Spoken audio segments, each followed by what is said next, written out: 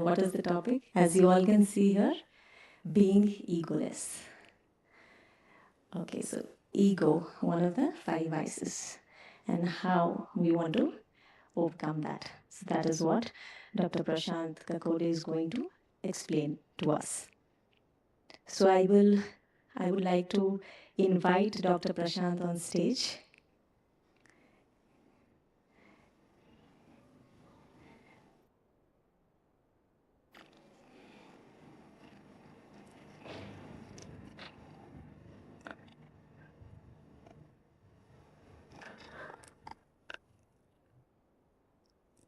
Welcome to Jagdama Bhavan. So I will just quickly introduce Dr. Prashant. So Dr. Prashant is a medical doctor based in Cambridge with a background in ENTC surgery and integrated health. Born and brought up in Goa, he has spent the past 35 years exploring the riddle of human consciousness. He has traveled extensively and has written on the subjects related to consciousness, spirituality, and health. As a well known figure on the world speakers circuit, he lectures on diverse topics ranging from science and consciousness to holistic principles of life and health. He coordinates the activities of the Inner Space and the Center for Integral Health in Cambridge. So today, Dr. Prashant will guide us, and the topic is being egoless. Over to Dr. Prashant.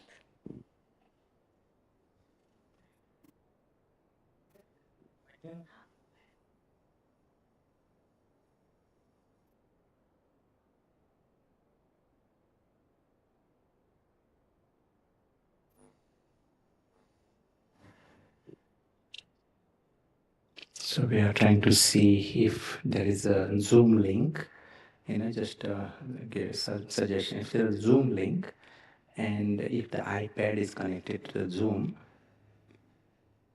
then I can use the whiteboard of the white. Yeah, as long as we don't.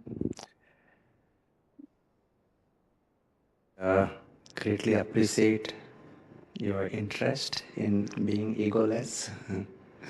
And it is such a important subject for anyone in a spiritual tradition, but important subject for anyone on the planet, because to be egoless just means better quality of life. And people might think if they want bigger ego or something like that, if they are working in that direction, they just invite more misery at all levels. One nice way to see it is, to know the seed of all evil in the world. That is useful. If you want to remove the evil in the world, we have to know the seed. Sometimes you may get a patient, and patient has got 10 different symptoms. All over, so right from some palpitations and cold limbs and tremors. There can be 10 different symptoms. And the cause of it can be just one cause, one small tumor in some thyroid or parathyroid. Small tumor, very, very tiny. But that is the cause of all these 10 symptoms. Once you understand it, then you can remove that seed. And then you realize that all the 10 symptoms disappear. Yeah.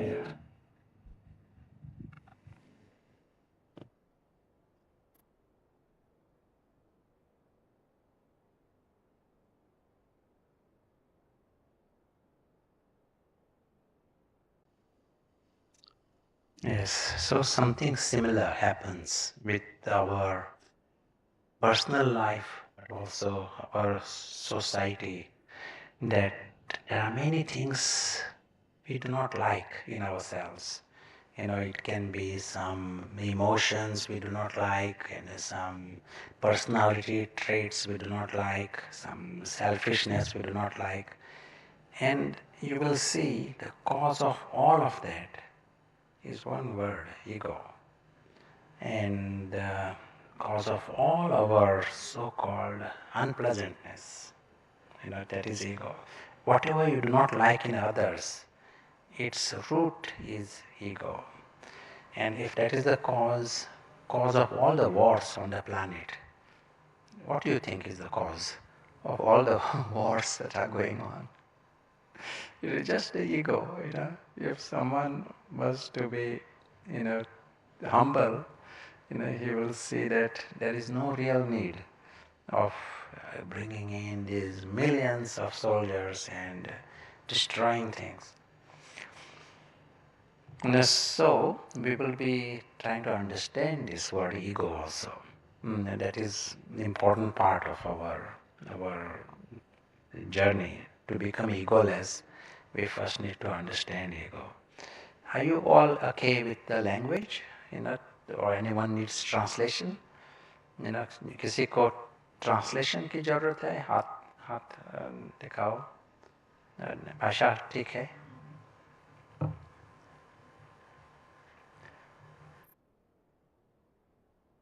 Yeah, that's good.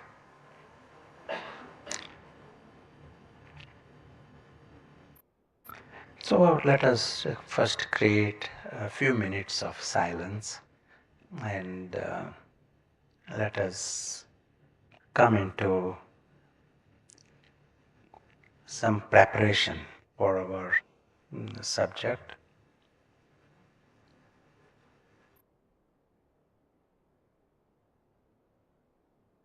And our first step is the posture. We see that our posture is comfortable. Preferably both feet on the floor. And consciously we tell the body to relax, and we tell the shoulders to relax, fingers to relax.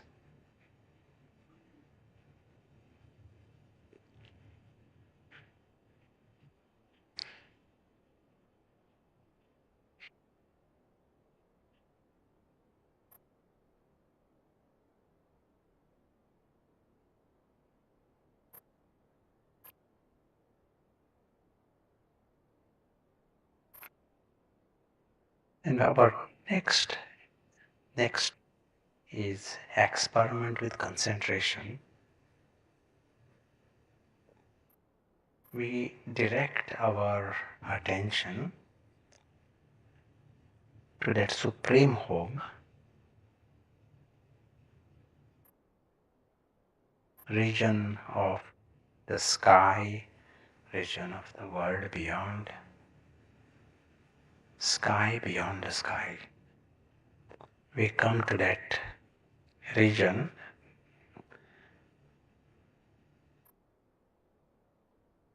We see the light and the color of this world.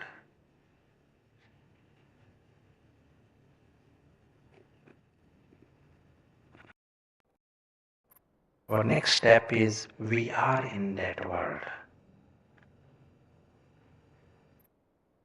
And that light and color is all around us.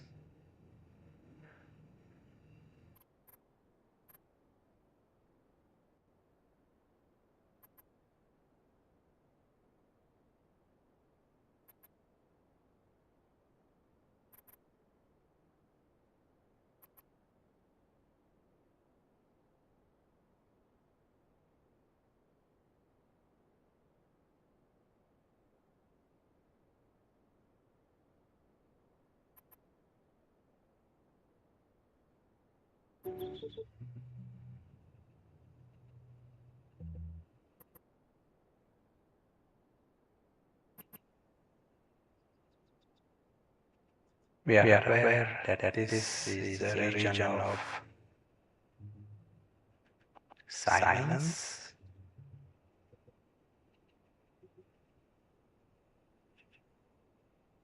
This is a region that is without limits.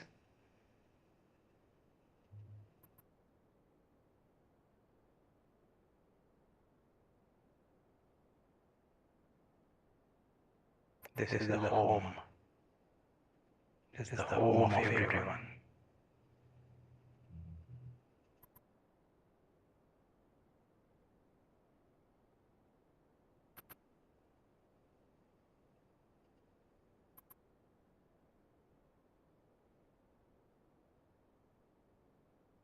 Thank you.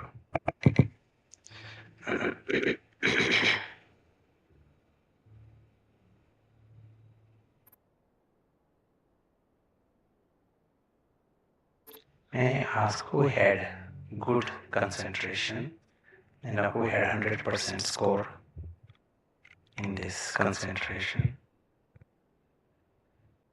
Is this now on Zoom or yeah, just on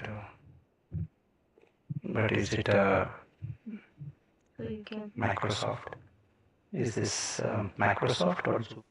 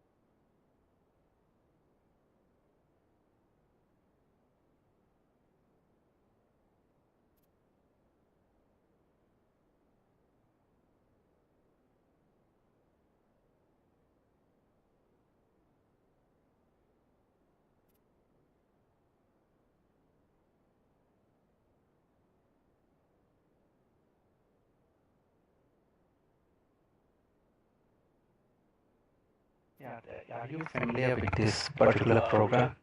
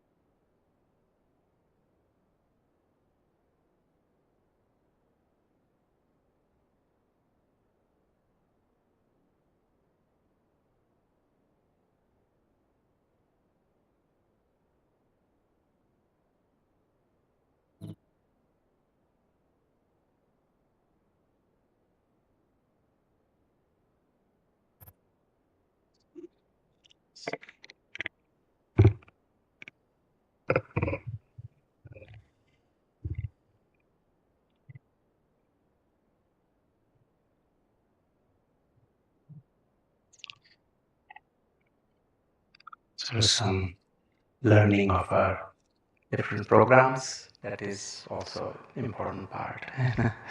you know, so technology sometimes uh, close gatherings, old fashioned sometimes is even more useful.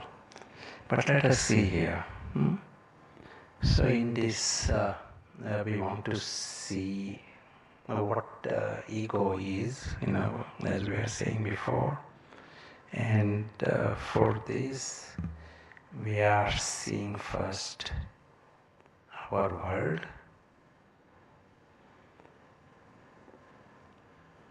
That's good. So here is our world, and here we are seeing our family.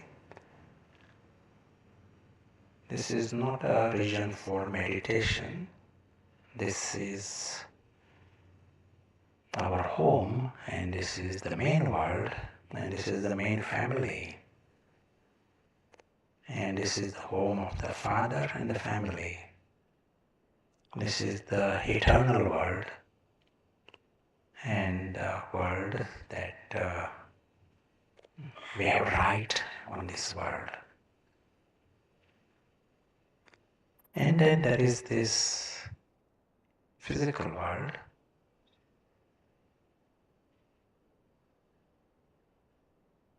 The blue box is representing the physical world. It is a foreign world.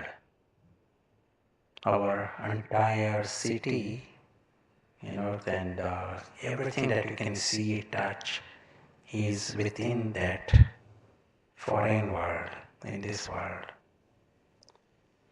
Literally, Prashant is in that foreign world. People that you know what the objects and what we consider the world that is going on in that. One thing, it is a foreign world, it is a temporary world. We are temporarily associated with it. We'll have exit, we'll come out of that world. It is unpredictable world. It comes with upfront labels. Just as you may be going into someone else's house and you are there for seconds, maybe minutes, but it is not your world. It is literally like that here. These eternal princes, they come in this world for a short time and they come out of that world. They are travelers, they are invisible musafirs, mehman, musafirs. They are also observers, and by itself it is not a problem. Just like I may come in this place or someone may just walk in, what is going on, and he comes out. It is not a problem. Or when does it become a problem? When he knows he is a musafir and he comes, ja rahe hai, we are going to go. So that awareness is there, then it is not a problem. When does it become a problem? You want to say one word answer. If they were just to pass through, it is not a problem. When does it become a problem? I like the interaction, and I want more people to come closer,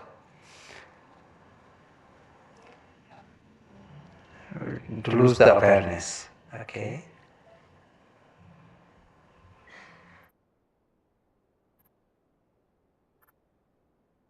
Attachments. So any other word?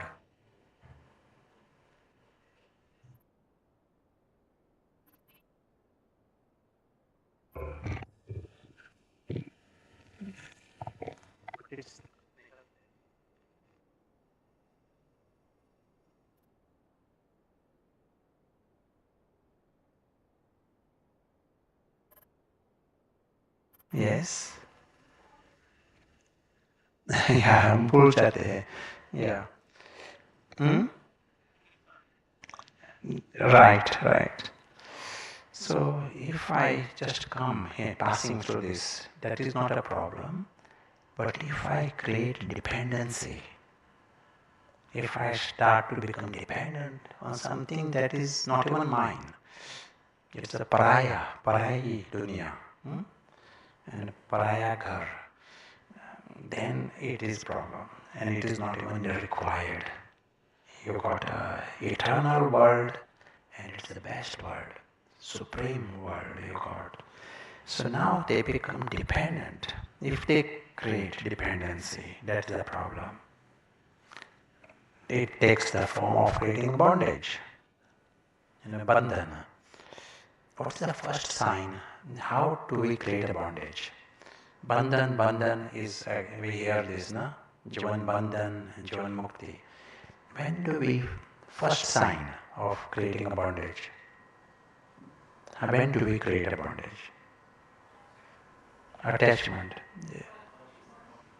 body consciousness, practically, what does it mean? When do I create a bondage? Dependency, yes. Ownership. Anything before that? Mera is ownership. Anything? I don't feel it is mera. Can I still create a bondage? Emotional bondage. How? How do I create an emotional bondage? Expectation. You just create an expectation, you are already into bondage. I just create an expectation that this sofa should have been here, not there. And I'm already feeling a little bit affected by it.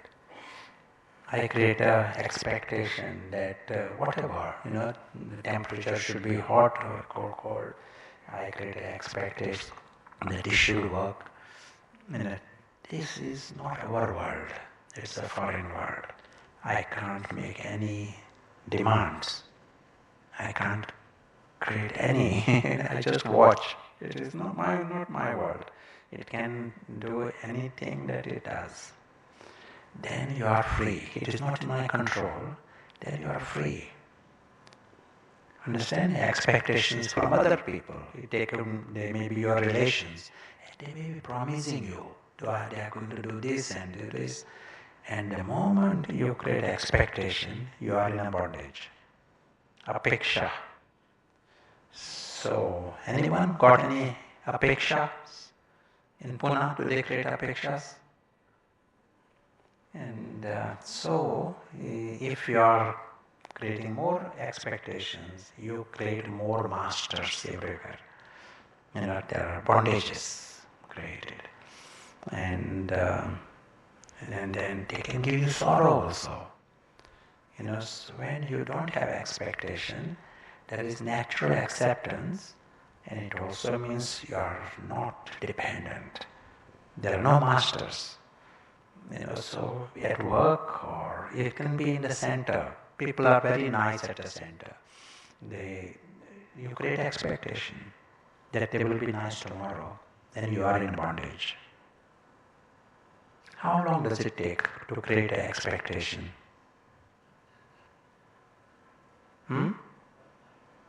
Let me give an example. You are going to your office, and just outside your office there is one beggar sitting there. He says, "I'm hungry, give me something to eat." So you say, "Okay, I am going to miss a meal one day." No problem. You give your lunch box to him. So he should be happy, you should be happy. And you have decided, I will be hungry one day, but I will eat tomorrow. So you have given your lunch box. He opens the lunch box and he says, "I don't like this. Today I want idli chutney." "And why are you giving me this?" And he throws your lunch box, away. Are you still happy? You are not happy. How? Here, see this situation. Here is a beggar, and he is in a position to make you unhappy. How did that happen? Complete stranger, he is a beggar, and he is in a position to make you unhappy. How did it happen? You created an expectation. Yeah. And the moment you create expectation, you are in a trap. You are in a bandhan. So whatever reason you create expectation, the bondage is created. Now we said that world, blue box, is a foreign world. It is not in my control. Don't create expectation. But we then go to the next level. We start thinking, I own things there. That is mine, and that is mine, and that person is also mine. Possible? Mine. And that box comes with that label, unpredictable. All these things are going to disappear in front of your eyes, including the body. Everything is going to disappear, and you are putting the label mine to things. So there is another reason for sorrows, another reason for bondage, but it's sign of our ignorance, confusion. Something that is not mine, I am just a musafir, just passing through it, and I am creating a bondage there. start claiming things, that things belong to me. Why do we do this? Let me give one example, of a child. This is a story, where parents come with a little boy. Name of the boy is Alexander. They come to someone else's house. There was some like a little gathering, but workshop. So the parents had come, and with their little boy. Little boy, the host family brought out a toy for the boy to play. Sometime later, this boy is crying, and his mother is trying to solve this situation. So I asked, what happened? Why is he crying? And she said, he liked that toy. So he told her, I want to take this toy home. And mother said, no, we can't take it home. So he cried because he already lost the toy now. He got into the attachment. So our journey becomes like this spiral. Mine, more, I want more. And so he already lost his toy. So he cried, and then he went home. They all went home. But very interesting that he did not play with the toy. He liked the toy, got into the bondage with the toy. It is mine. Then he lost it. He felt he lost it. And he cried, and then he went home. Are adults very different to Alexander? Just the toys are different. We are also passing through this. Just like him, he's just passing through that house, another family, host family. Now another boy, was to be in that same place. He might say, great, this toy, let us play with the toy. Let us get other children also play with it. And then there is a time we go home, there are toys at home to play. Another time there are sticks and stones, you play with the stones. And another time there are no toys of any kind. Let me enjoy the silence. Whole day there were toys, and now you are happy to enjoy just some peace. One who is not in a bondage, he enjoys life. One who is in the bondage doesn't even enjoy the toy when it is in front of him. This is exactly what happens to adults. When we are in a bondage, we get into such a twisted state, that we can't enjoy this world that is in front of us.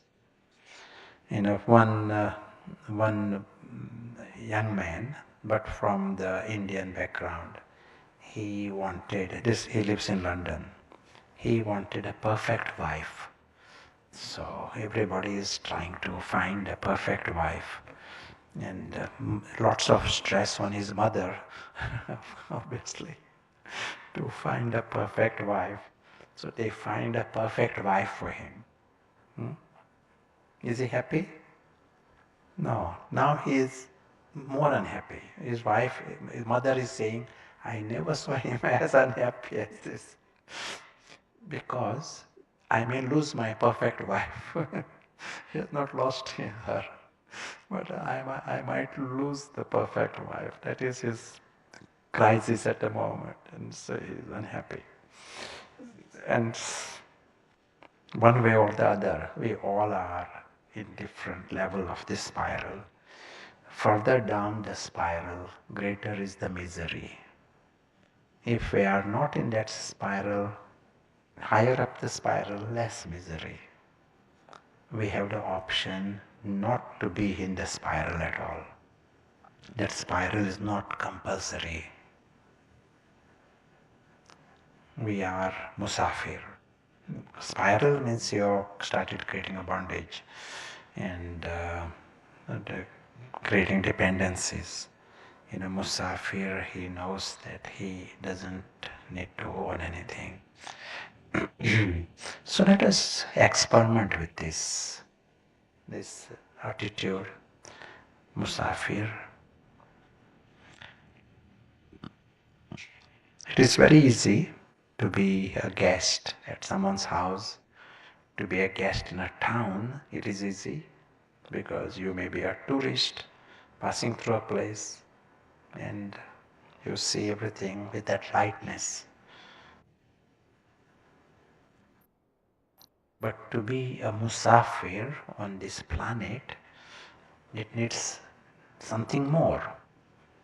To start with, we need Vishala Buddhi, broad intellect, because we are seeing much bigger map now. Why these children cannot handle? They are guests at someone's house. They can't handle it. They forget they are guests. They start claiming things because in that intellect they cannot see the bigger map. They cannot see that they are guests. They cannot see the exit. It appears as if it is mine. Everything is mine. This is the way they feel.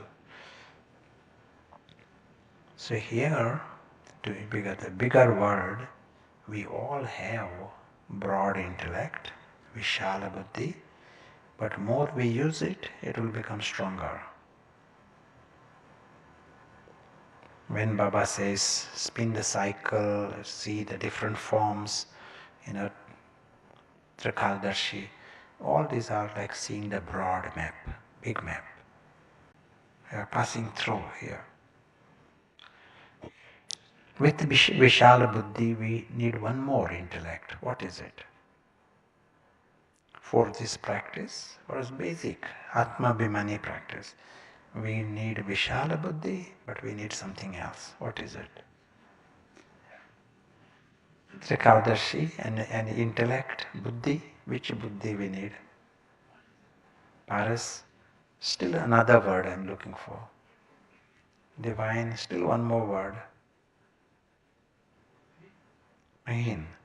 Now I was using the word Sukshma. Sukshma Buddhi we need because everything of ours is Sukshma. Our home is Sukshma, family is Sukshma, father is Sukshma. We ourselves are Sukshma, invisible, subtle.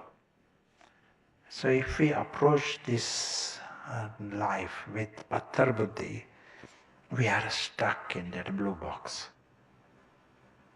We can't. It becomes the most important thing for us, that Pattar, gross world. And everything that is Sukshma, we miss. Paras Buddhi includes Sukshma Buddhi. That's why Paras is the ultimate word, but I'm emphasizing the Sukshma Buddhi. So right now, if we have to practice this, we will have to use the Sukshma Buddhi, we need to use the Paras Buddhi. With that now, we can very clearly see the whole physical world. Everything that we saw since morning is actually a little story, tamasha that is going on. Subha Sham, tamasha.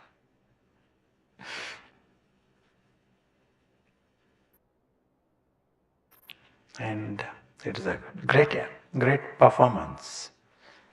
And Sukshma Musafir is visiting this tamasha.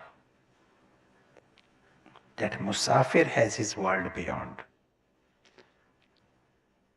Because we are using Sukshma Buddhi, it is all so obvious and clear that all the Musafirs, they have their home, they have their family beyond, and they are just passing through this world. They are watching a story. They are entertained by this great story.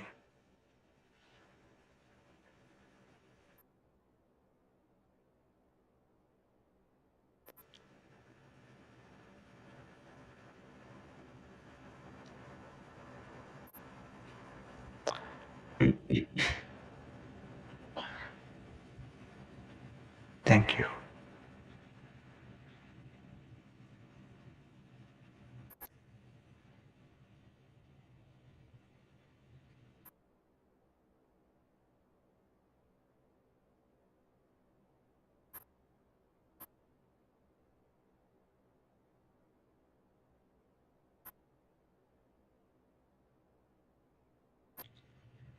I will need the experts. I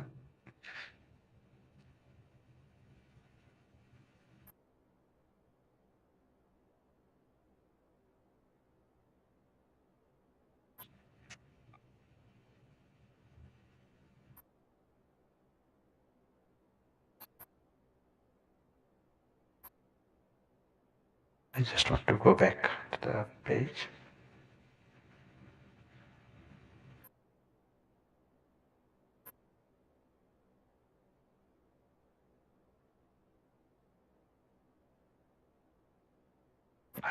That's good.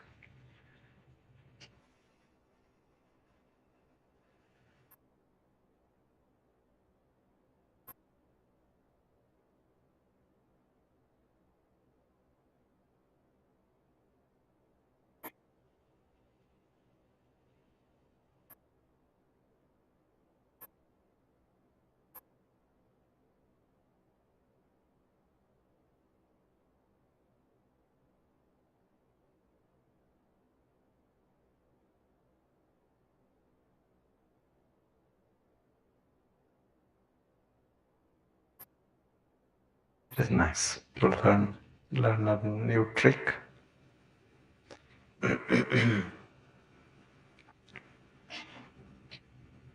So we are seeing here our world,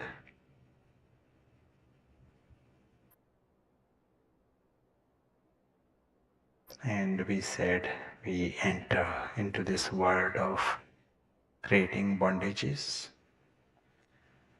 And once we are into the world of bondages, the first bondage we create, we already start to experience.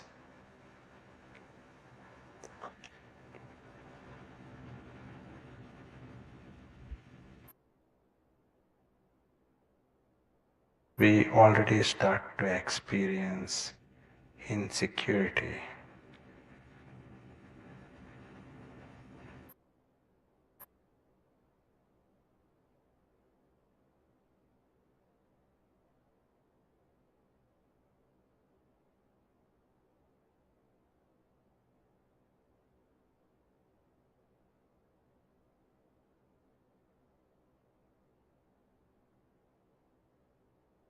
Fear of losing things. Any dependency in that unpredictable world, then you are insecure.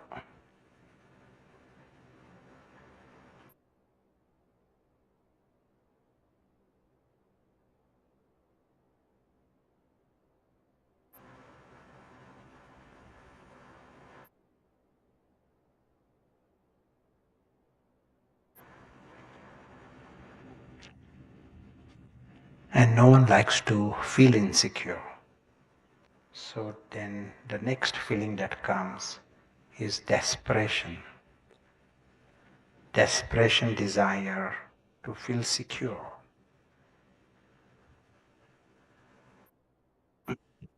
It starts with just the first bondage.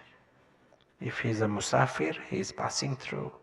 There is no reason for insecurity.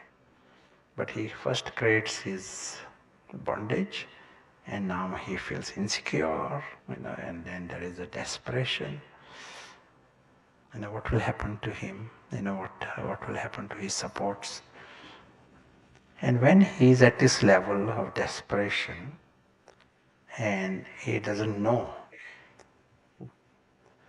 whether he will get his desires or not, that is what is called stress.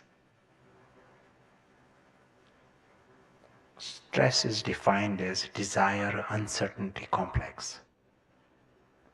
And as we saw here, first a bondage is necessary. Without bondage you never get stress. So there is a bondage, and then feeling of insecurity, and insecure don't like it, so I want to feel secure. It is very legitimate need to feel secure. So there is a desperation to feel secure. Now, if your desire is not fulfilled, you are not going to get it, then it takes the form of anger.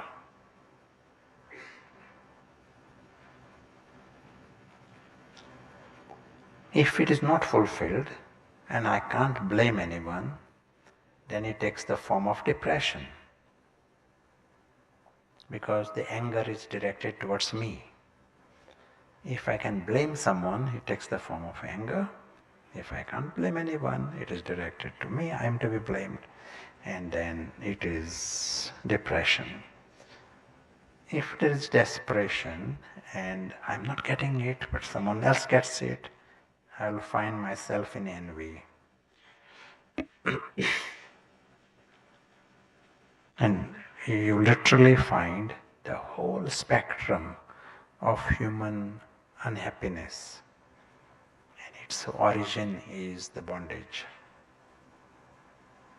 You first need to go in that bondage, in that unpredictable world, in that tamasha.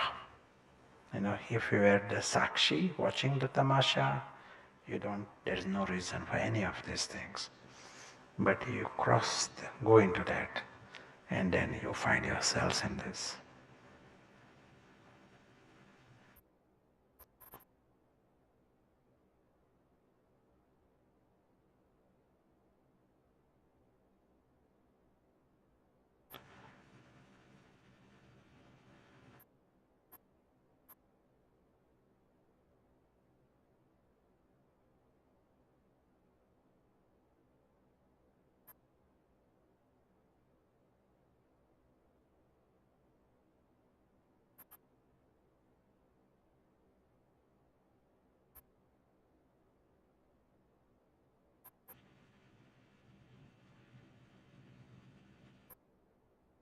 We'll be seeing this all along, so that world is there with us.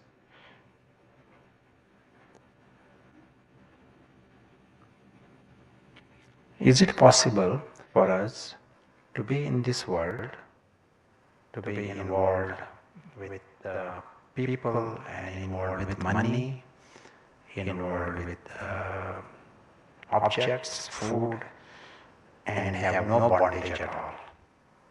You are dealing with, you are in a job, you are with money, you got a bank account, and you are dealing with everything. You got responsible duties, and no expectations, no possession. Is it possible at all? No bondage of any kind, but you are involved in the world. Who thinks it is possible? Okay, how? Trustee.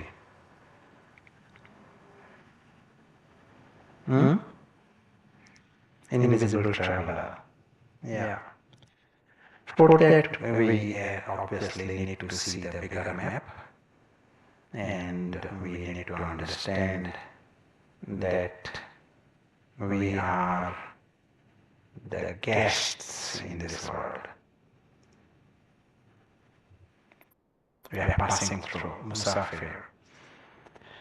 And that has to be clear. Who is the guest? The guest himself is not part of that box. That box is made up of atoms and molecules. It is full of lots of goodies there, in that box. And he says not one atom there can belong to him, because he is passing through. So he can't use any of these things here.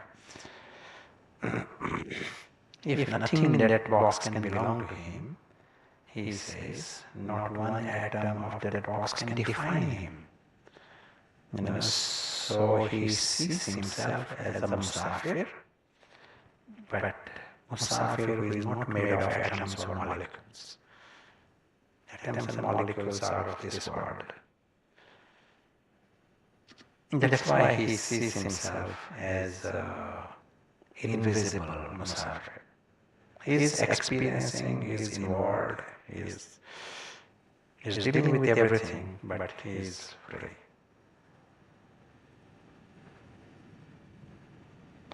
When he is seeing himself like this, he finds himself very secure. Because he got nothing to lose. 100% of sorrows of this world are because of this box. 100% of desires and aspirations are connected with this box. 100% of ego are connected with this box. If we are dealing with that world, and if we are careless, if there is not little caution taken, then we can get all of this. We are talking about different kinds of sorrows and desperations and ego and vices. They are all connected with this box. That is what the lowest quality of life is. You end up with the reasons for sorrow and reasons for ego, then that is what the lower quality of life. World is the same. It's a question that we have is with what perspective I'm watching that same world. That's the question we have.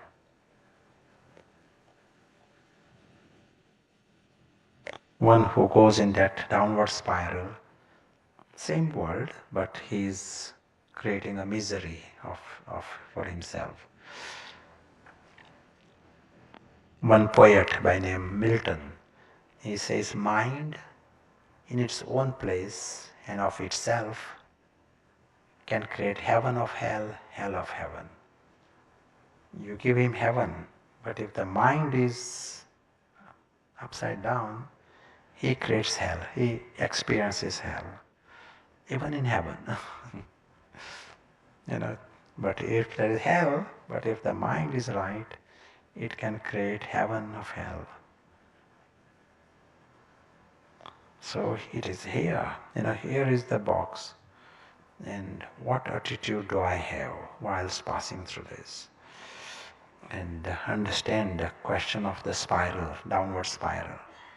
More we get into that spiral, we can create hell. It changes hell into heaven into hell. But here we are seeing how we create heaven, how to change hell into heaven, how to go for the highest attitude.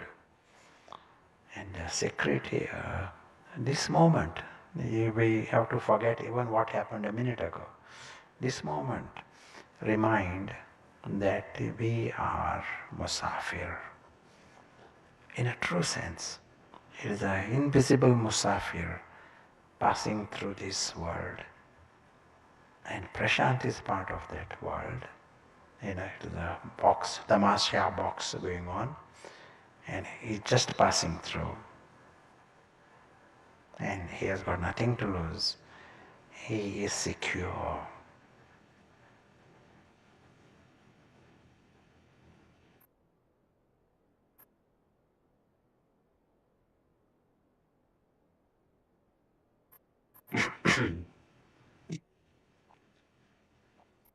The moment you discover you are secure,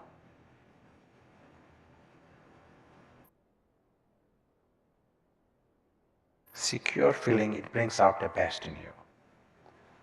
Whenever you feel you are secure, only a secure person experiences peace.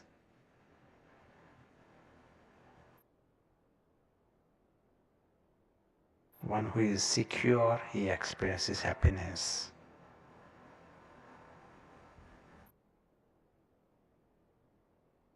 Only one who is secure, he experiences love.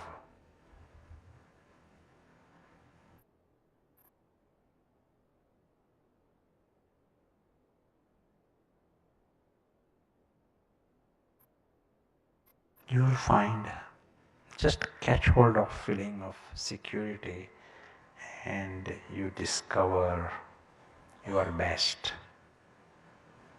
Just if you feel secure, it brings out the best in you.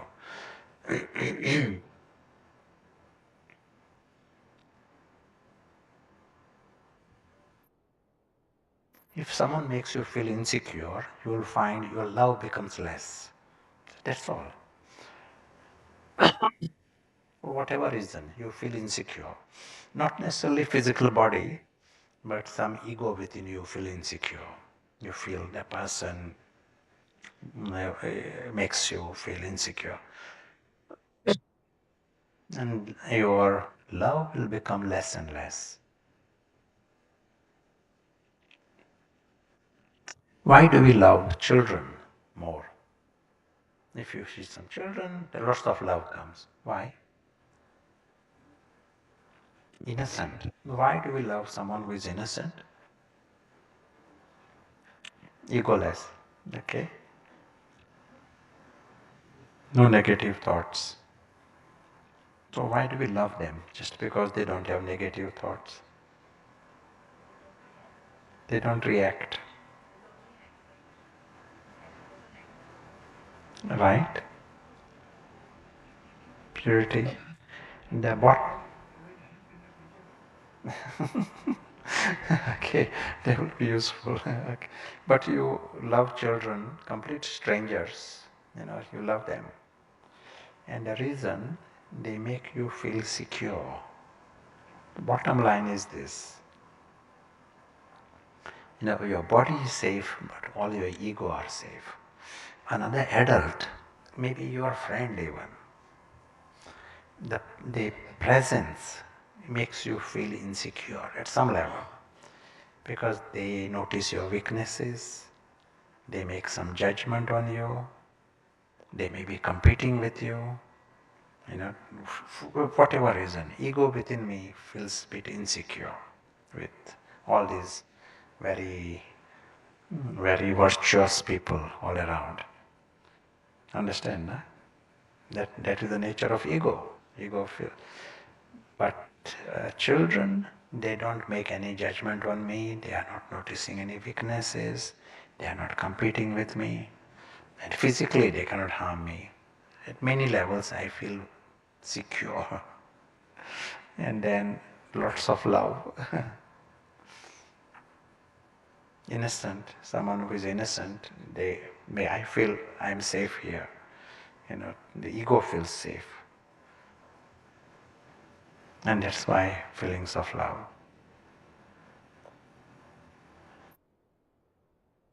It also means more ego we create, we feel less loving because there are more reasons for me to feel insecure. So here we are seeing, just you are feeling secure and security brings out the best, the highest. The whole range of your positive feelings, they come when you are feeling secure. But when you are in that state, when you are in that secure state, then you will notice you also are able to have better concentration. That emotional stability helps you to concentrate better.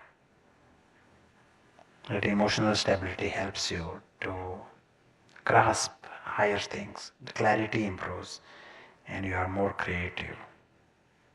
Security is the foundation. In cultures, if you see history, whenever there was security in a country, in a place, they come out with more creative contribution to the society.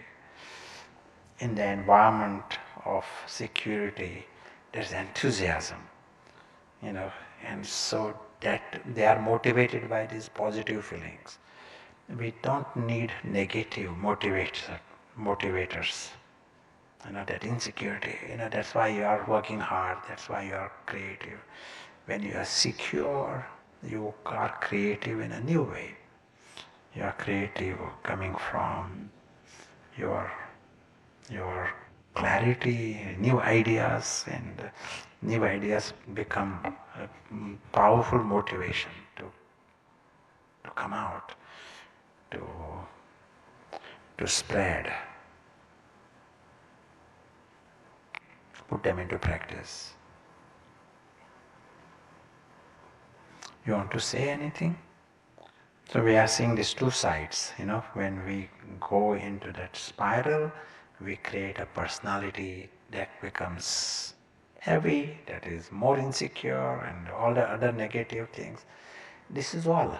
If we see in this world, people are in this range, s- down the spiral or up the spiral. This is what, which place you are in.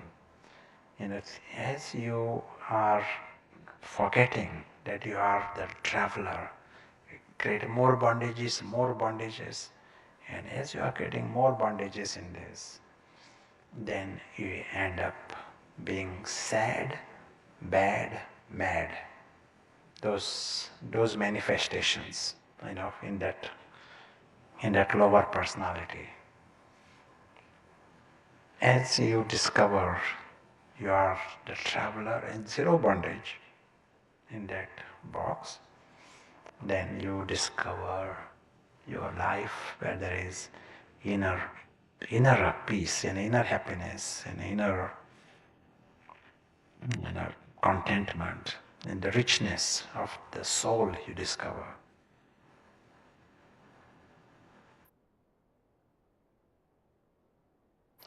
Now let us come to the subject of ego now. We are seeing different bondages.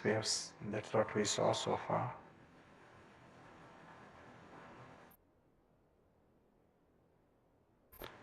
Are you able to see okay? Are the images okay so far?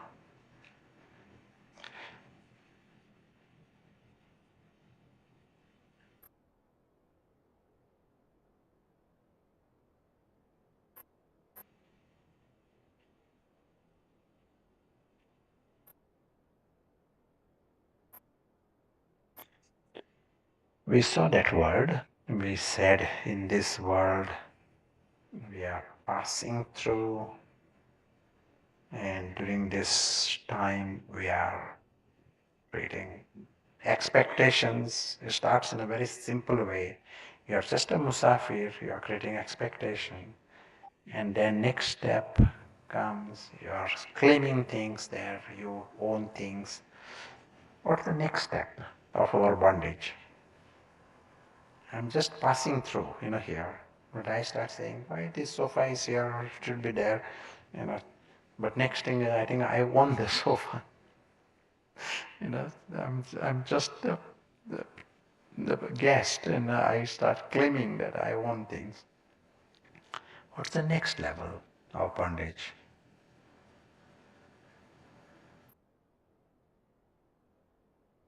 Hmm? Worry of losing, okay, but that is still in that second level because of the bondage, because of ownership. What's the next level of bondage?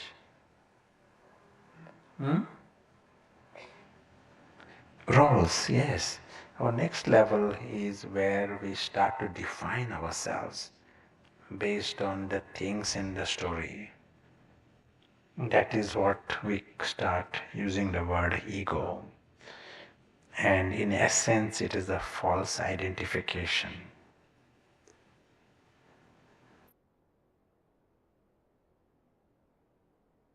I'll try and expand on this a little bit. What does this mean? Identification, false identification.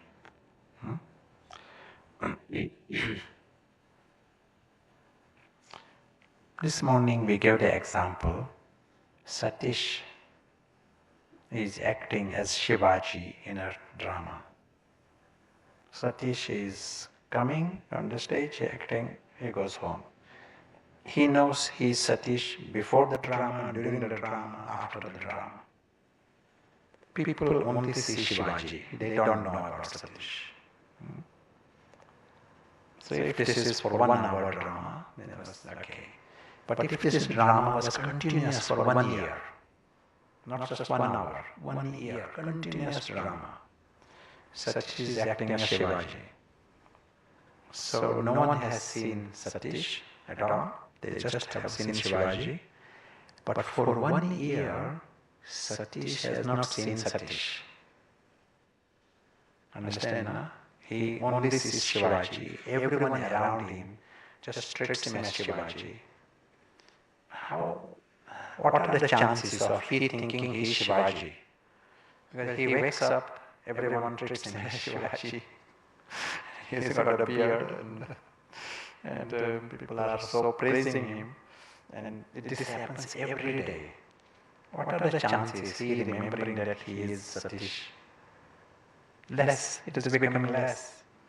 Because where is that Satish? I have not seen him for a whole year. And no one is interested to know about Satish. And this is what happens to these Musafir here. We are passing through this drama, we are acting in this role, and time comes, we are so drawn into this drama that we completely forget about the actor. Actor here is Sukshma and invisible, is Vichitra actor. Actor is there, but he is Sukshma and he is not visible.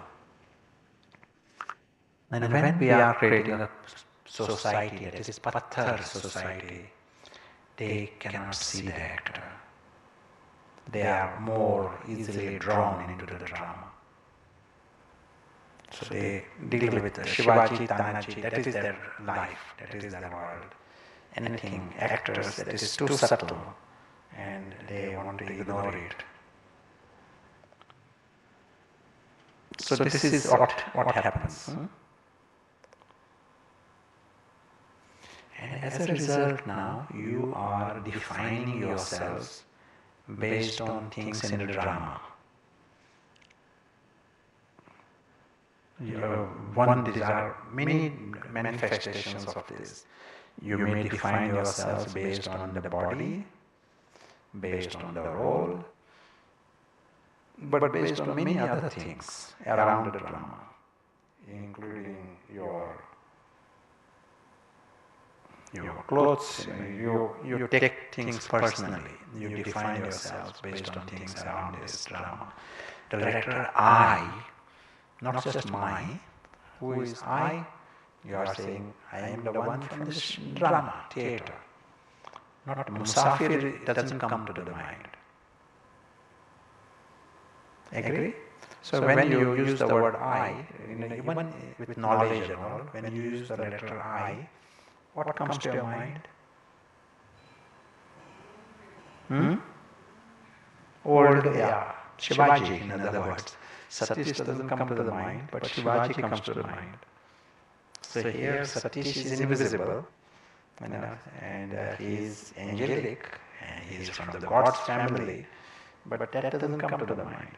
What comes to the mind is the Shivaji, the part that you are playing.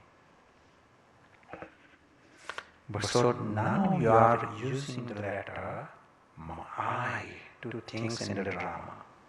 And when you are doing this, your insecurity is much deeper.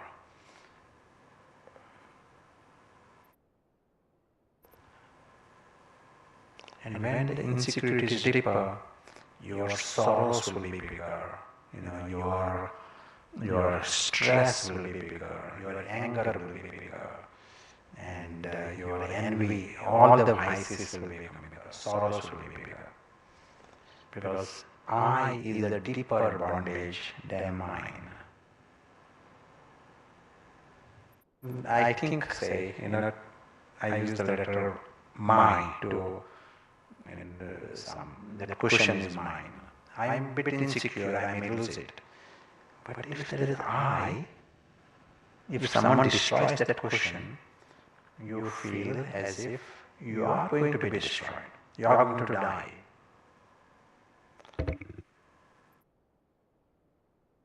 One of these I, Baba uses the word Hadkamai. This I can be based on the religion. So we said it is I, had come I.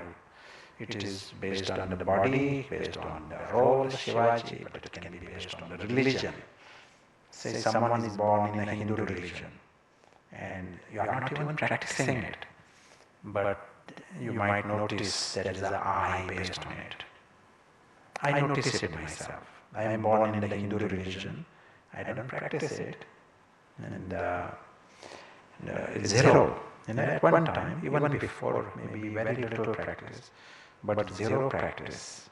And I feel world will be better without religions, in the ordinary sense. That is the way I think. But if someone says Hindu religion is terrorist, I don't like to hear it. I feel I'm taking it personally. If someone says Hindu religion has been so wonderful, I like to hear it. I'm taking it personally. And why I'm taking it personally? Because there is an I based on the religion. That is the way to know whether you have created the ego there or not. Do you take it personally? Do you think it is? Do you like to hear it? Yeah, praise, and or is it neutral? It doesn't mean praise and affirmation is the same. Then there is no ego. Like right now here, you say to me that this is such a beautiful shape. One person says this glass, metal glass, metal cup, it is beautiful shape. One person says that is completely ugly shape. And it bothers me, one thing bothers me, why they are criticized, then it means I'm identifying. If it is not taking personal offense, then there is no ego created based on this. If I take apaman, then there is abhiman. If there is abhiman, then I will feel apman. So let us take the example of your physical body. Someone says to you that your nose is very beautiful. Will you like to hear it? And someone says the nose is very ugly. Chapte. Marathi, what do you say?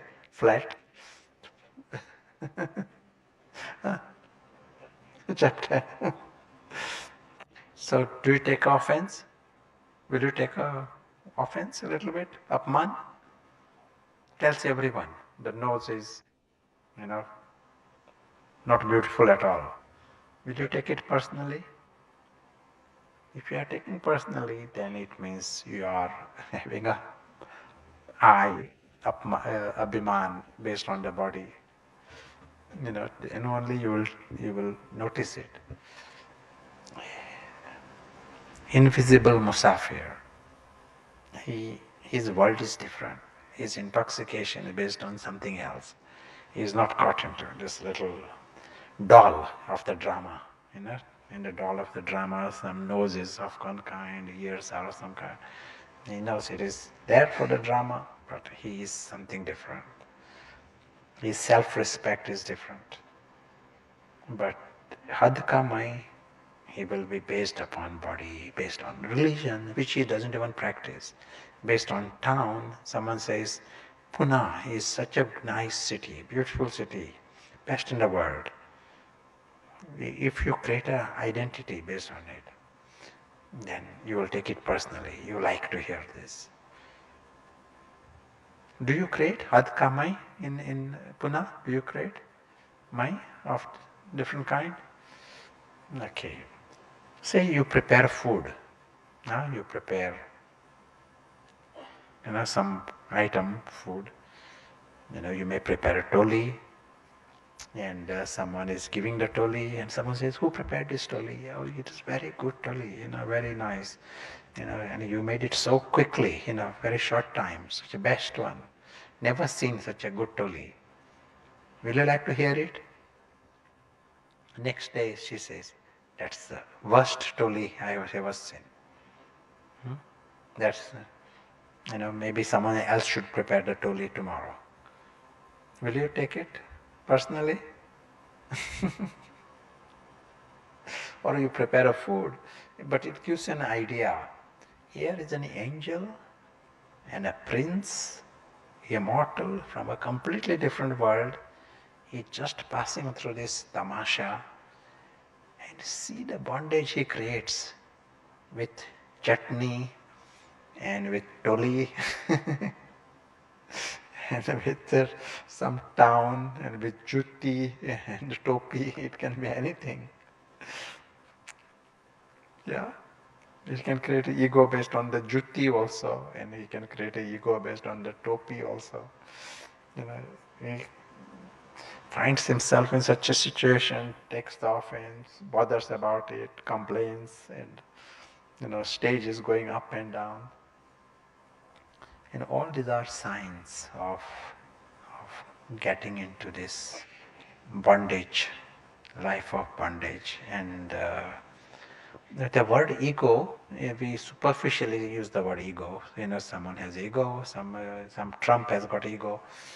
But here we are seeing ego based on jutti, and ego based on topi, and ego based on, you know, the food that you prepare, ego based on town you are born, ego based on religion you are born in, clothes that you wear, or a role that you are playing.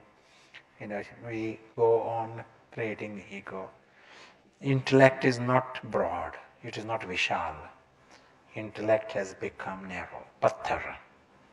And then you will be affected by all these things. It is very important for patthar intellect. For paras intellect, it's a different world, different reality. You want to say anything? Seeing, we are using it synonymous, same, ego, with that meaning. Adkamai, with that meaning.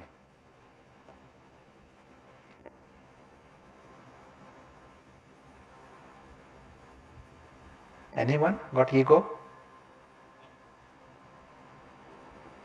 So if I was to take a photograph of our mind,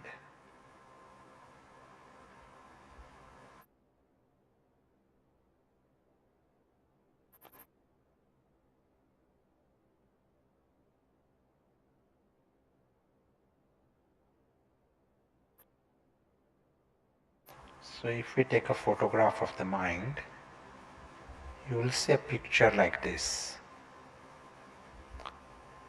Your iPhone can, selfie, if you are using a selfie, you might be shocked to see a photograph of the mind. And in the photograph of the mind, you are seeing these many hadkamai. Ekmai based upon the jutti, one ego based upon your house, one ego based upon the car, one ego based upon children, but one big ego based upon the job. That I am the professor in the Pune University, so that is a big ego. But someone else may have even bigger ego than the professor, that she is the wife of the professor. And whilst all this is going on, the true musafir, that identity remains so small, and everything else has become so big. We all start from a position like this.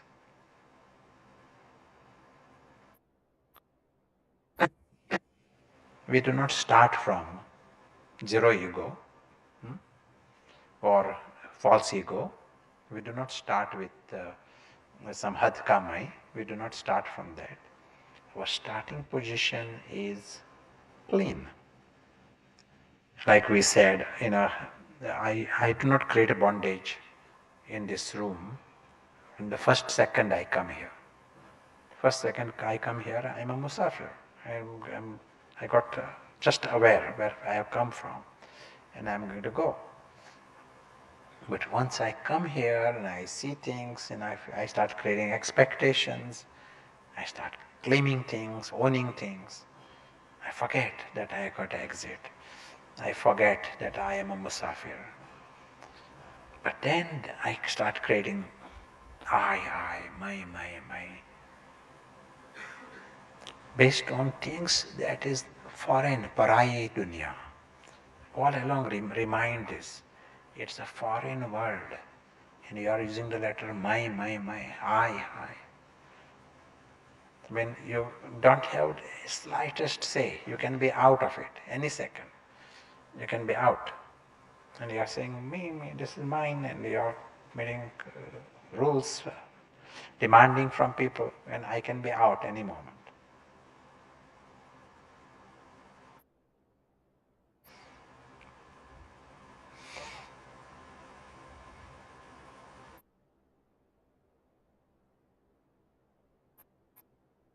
So we are seeing here, starting position is soul conscious. You are soul conscious just means you are aware, you are the musafir, and you are aware of your journey, and you are aware of your world. That creating the ego is the phase of ignorance, confusion. Just like that, I gave the example of Alexander. He is having a great life, but the moment he creates his attachments, he creates a mess, creates sorrow, unnecessarily. The toy is in front, everything is in front, and he's crying. We do the same thing. It is unnecessary, creating the life of bondage. But our bondages are heavy bondages. It is a sign of absolute darkness, confusion. When you are using the letter I into a foreign world. And that's why it doesn't look like foreign. For the ego, it doesn't look like foreign. That's why it is tamo pradhan. It is not just tamo world, but tamo pradhan. He is absolutely convinced, this is mine and this is me.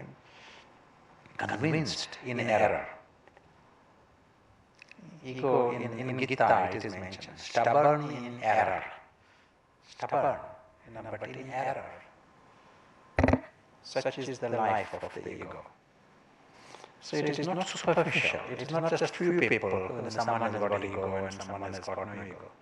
We all are collectively into the ego camp. Everyone. Just that some variety. One person is identifying with Juti and another is identifying with Topi. It is a bit like that. Different things. But we are all in the same boat. All are sensitive. Okay, here we said, how do we change it? We want to become egoless now. Where do we start?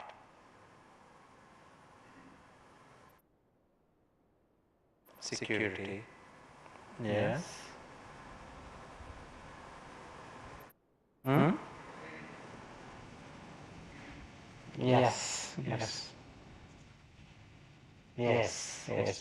So every second you are coming here, you are coming to the true identity.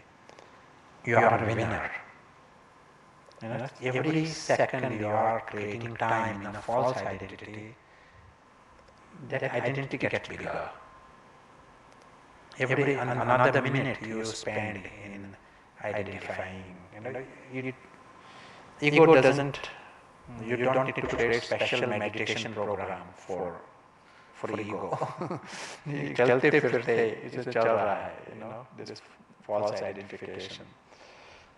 So also we have to find a way where we introduce the soul awareness, chalte firte. At the practical level, you are aware of the musafir. Here there is a musafir passing through.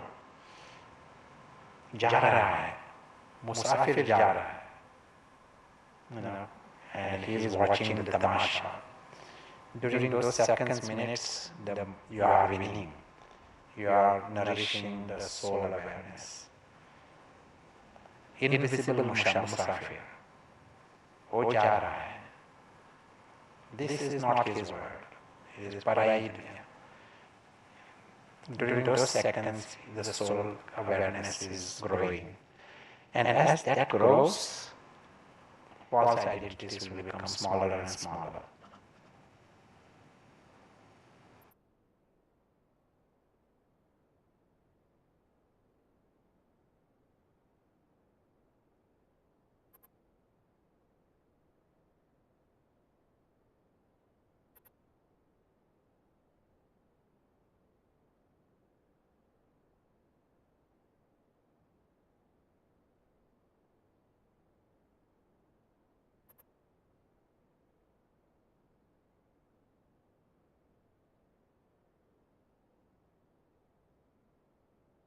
I'm learning these different functions.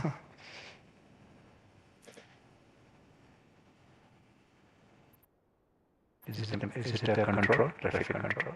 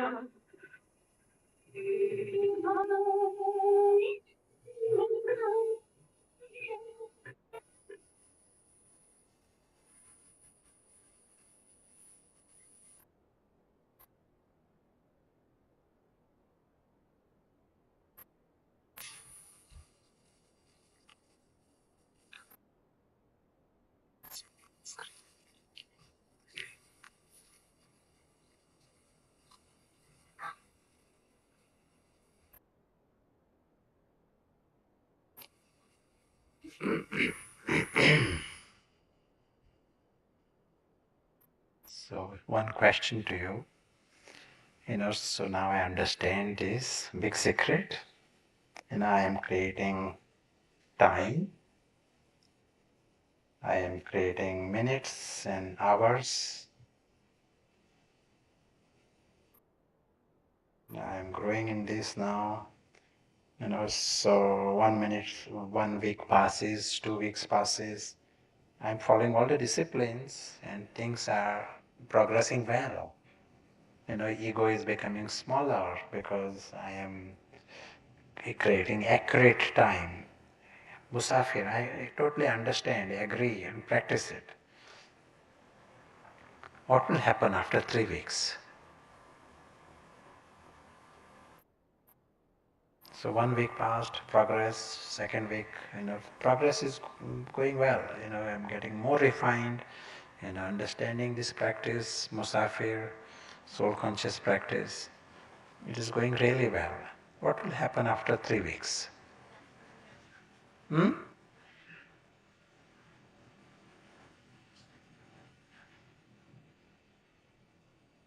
It will help. It will be detached, right? Yes. That's nice. What else? Hmm? Perfection. Yes.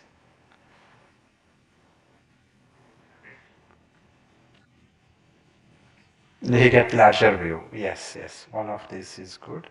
Now one more thing that will happen. A new I will take birth. I am very soul conscious. Hmm? My neighbors don't know anything about this. Hmm? I am very spiritual. So in the past, his ego, he used to have a big car and a big hat, and he was showing how much the charity he is doing and how much wealth he has got. That is what his life was. And now he is becoming soul conscious. He is not using the big car. He is not using the big hat. He's speak simple life. But now new ego will come. I am very humble. Possible? Does it happen in Pune? Anything like that? A new ego will come based on various virtues that you got. You know, that I am very polite, I am very tolerant. This is a new Hadkamai. You know, Maya has got 4 subjects. One is called Gyan, second subject Yoga, third subject Dharana, and fourth subject is Seva.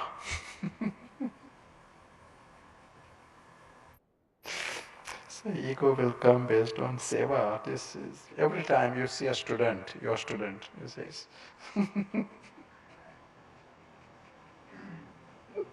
I give the course.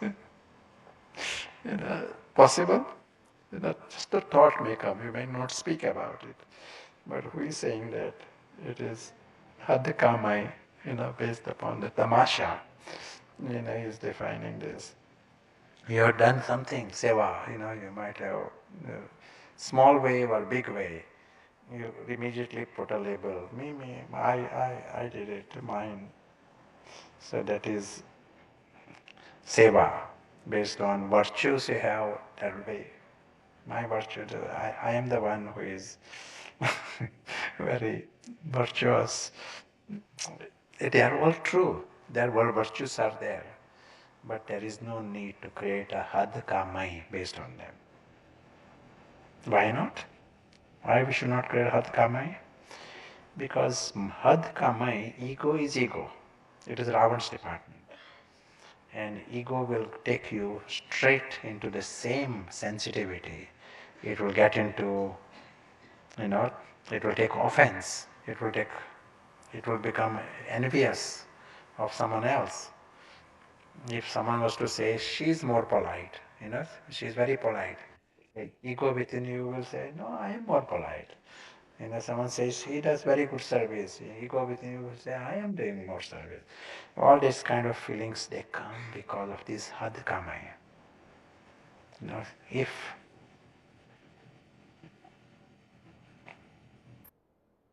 If that soul awareness was there, that if you are in the lower state, that is the karmatit state. That is represented by that red sketch. When you are in that state, then you are in the flying stage. You are watching the great circus that is going on, tamasha that is going on. You don't feel that has got anything to offer to you. You are internally full, you got total self-respect. You don't need respect based upon jutti or topi. Your self-respect is based on something else, but in confusion with stone intellect, you are scraping for anything there. We'll stop here. Our intention was to take a break at some point, but we'll take a break now and we'll meet after 15 minutes, let us say. Maybe, yeah, in 15 minutes we'll meet again.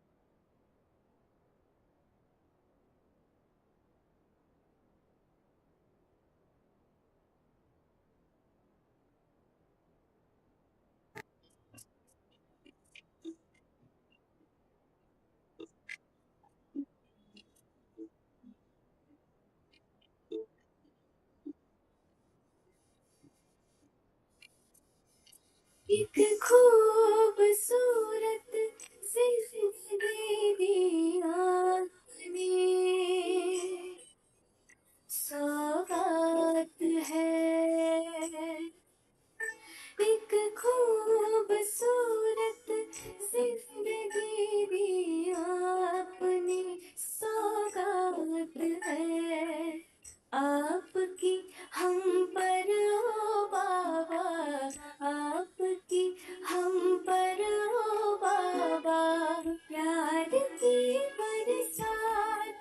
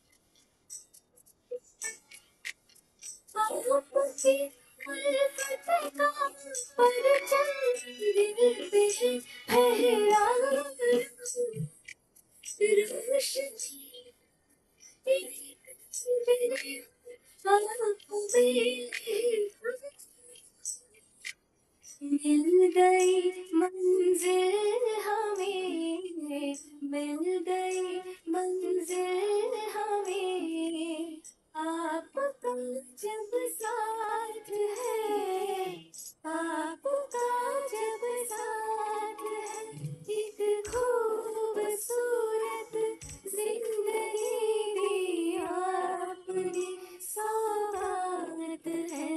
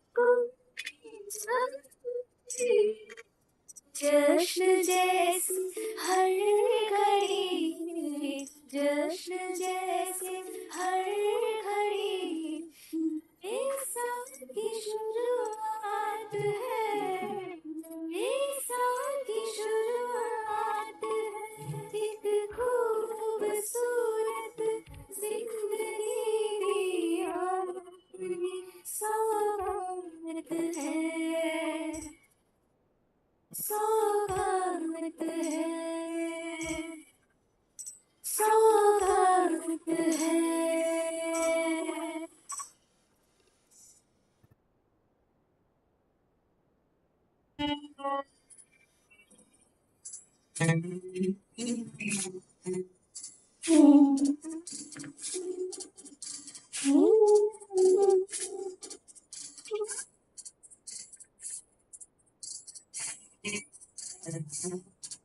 मधुर रागिनी सा तेरा प्यार बाबा, शीतल चांदनी सा तेरा प्यार बाबा, मधुर रागिनी सा तेरा प्यार बाबा, शीतल चांदनी सा तेरा प्यार बाबा, निर्मल सी गंगा, उज्ज्वल सी यमुना, निर्मल सी गंगा, उज्ज्वल सी यमुना, परम पावनी सा तेरा प्यार बाबा, मधुर रागिनी सा तेरा प्यार बाबा, शीतल चांदनी सा प्यार बाबा।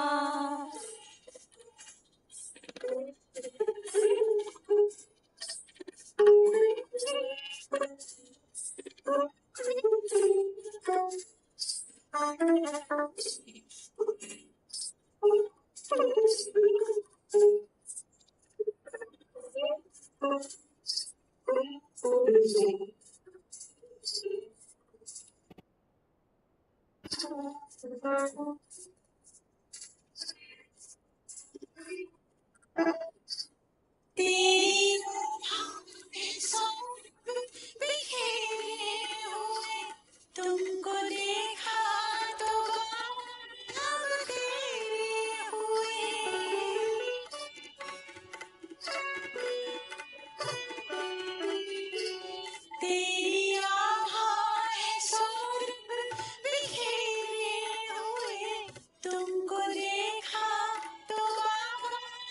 तेरे हुए खुशियाँ मिली है, खुशियाँ मिली है बेशुमार बाबा, रागिनी सा तेरा प्यार बाबा।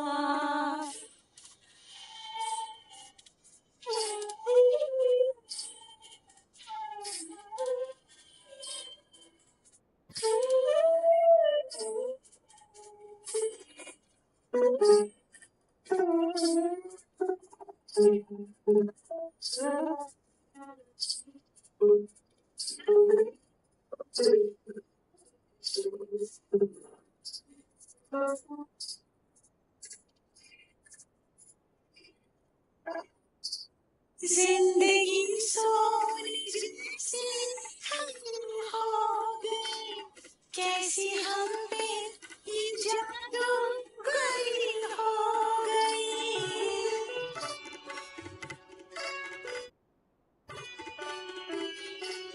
जिंदगी सोने जैसी खरी हो गई, कैसी हम पे ये जादू गई हो गई। जीवन में आई, जीवन में आई अब बाहर बाबा, मधुर रागिनी सा तेरा प्यार बाबा।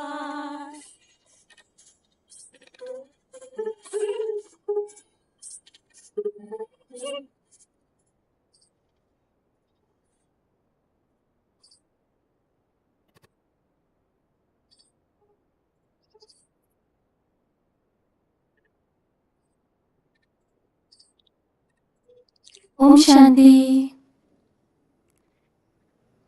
हम सभी एक गेम खेलेंगे। खेलना चाहते हैं? रेडी? चलो स्टार्ट करते हैं। तो गेम के रूल्स कुछ इस तरह हैं। If I say stop then you have to stop, है ना? If I say walk then you have to walk, ठीक है? फिर ग्रेजुअली मैं आपको और भी रूल्स एक्सप्लेन करूंगी। So let's start with this instruction. If I say stop then you have to stop. जो लोग नहीं वॉक कर सकते हैं तो वो बैठे रहे, जो करना चाहते हैं, जो खेलना चाहते हैं वो खेल सकते हैं, ठीक है? तो ब्रदर म्यूजिक ऑन। चलिए stand up everyone with a beautiful smile.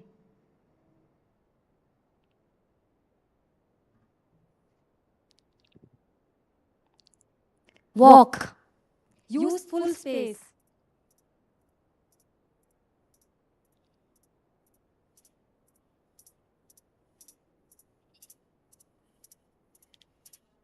Stop. Walk.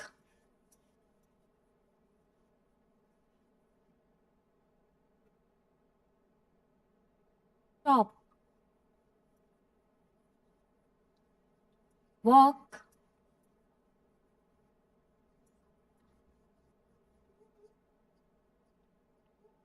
Stop. Okay. Now, if I will say stop, you have to walk. And if I will say walk, you have to stop. Walk. Walk. Stop. Stop. Walk. Stop.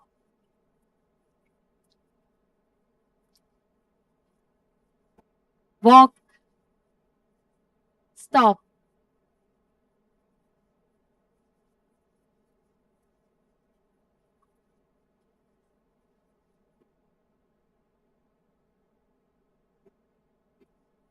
Walk.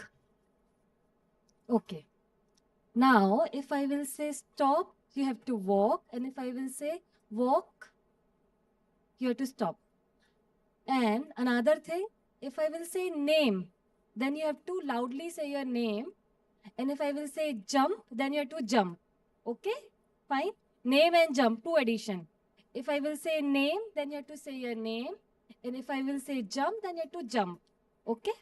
Yes. Stop. Jump. Walk. Name. Stop.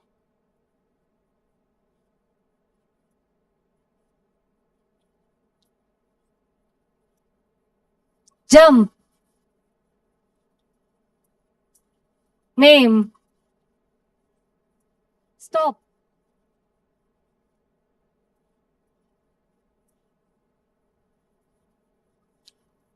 Walk. Okay. Stop is walk. Walk is stop. Name is jump. And jump is name. Okay. Start. Stop.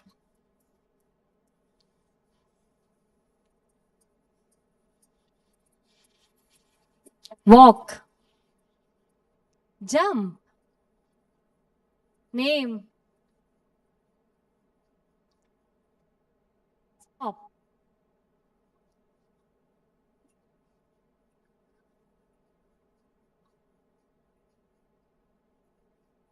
Clap. Stop. Jump. Name.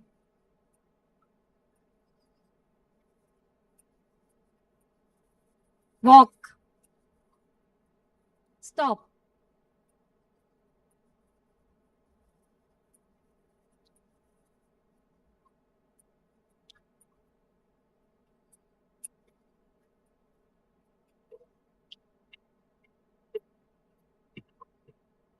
Walk. Okay. So stop is walk. Walk is stop. And name is jump. Jump is name. Now clap is clap and dance is dance. Okay? Dance. Stop. Stop.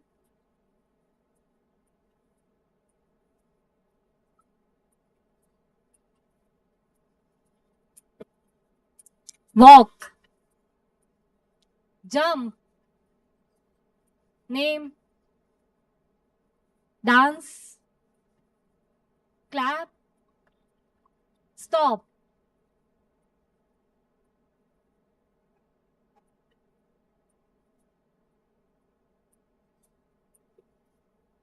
Dance. Walk. Stop. Jump.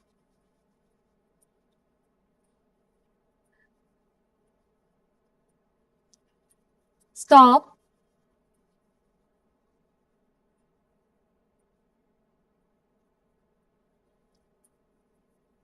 Walk. Clap. Clap for yourself and now you can take your places. Thank you.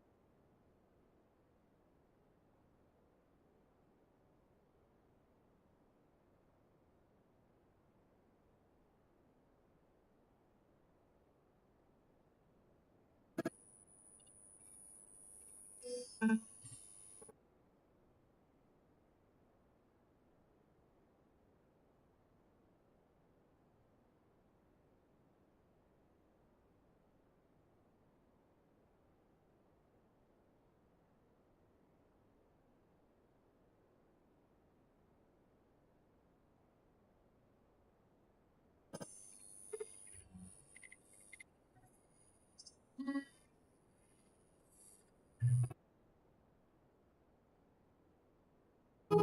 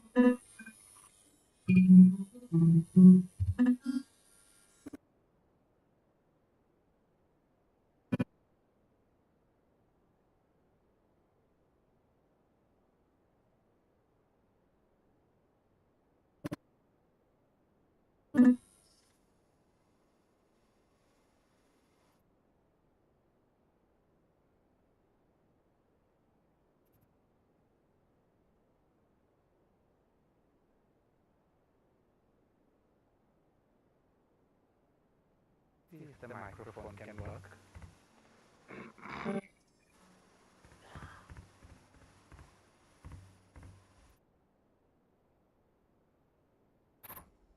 And we'll create some opportunities for practice. But we don't need music when we are creating time. We don't need to change lights. We don't need music.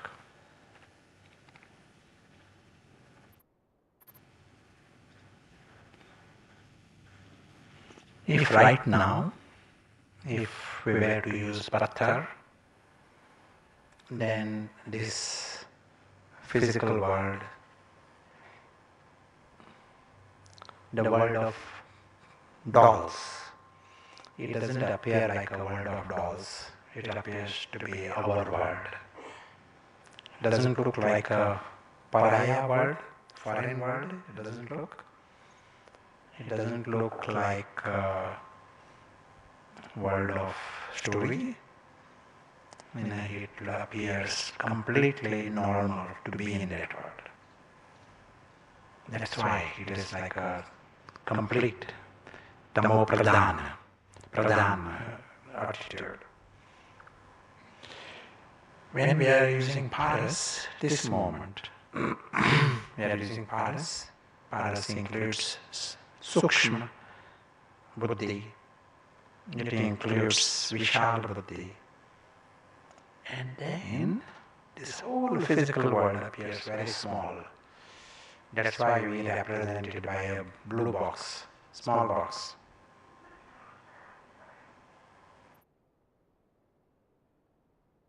And lots happening within it, but it is a world of dolls. There are people fighting and so much going on. But it doesn't really worry you because it is happening in a story. So this applies right now here. Prashant talking, that is also happening in a story. If we are using paras. But now we are able to see the world beyond the story.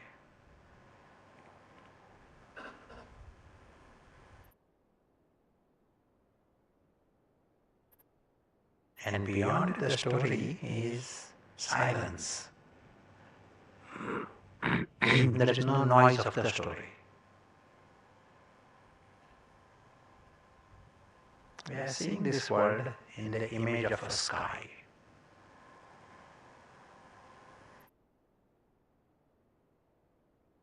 We see it in gentle red color that holds our concentration.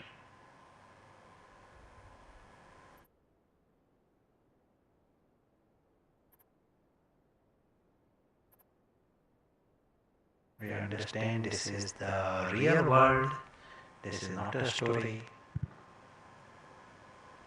This is a world that is without limits.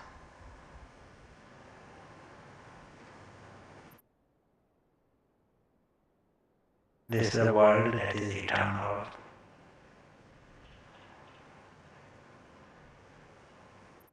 This is the world of the family. We see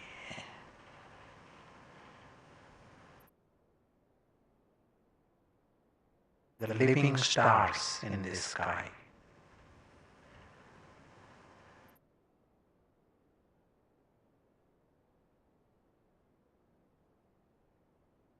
That world is eternal and all these living stars, they are immortal.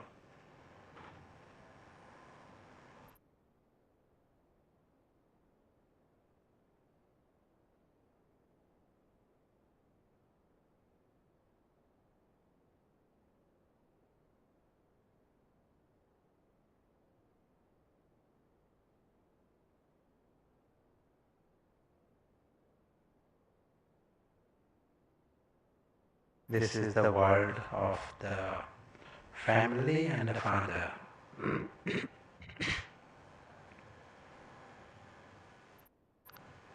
For Paras, this is all so natural. Just a family and father. Every home has family, father. The fact that they are like tiny points, that appears normal for Paras. That they are immortal, that appears normal for Paras. In this environment, the true self wakes up. The soul wakes up. And once he is awake, he finds it is totally natural to belong to the sky. Totally normal to be like a tiny point.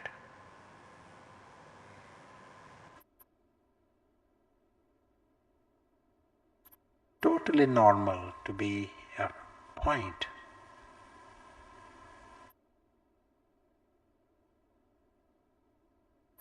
Totally normal to belong to that family of souls.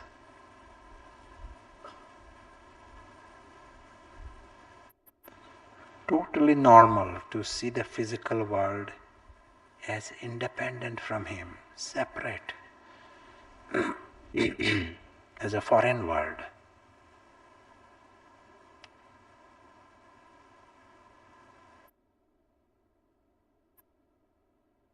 Totally normal not to need anything from that foreign world.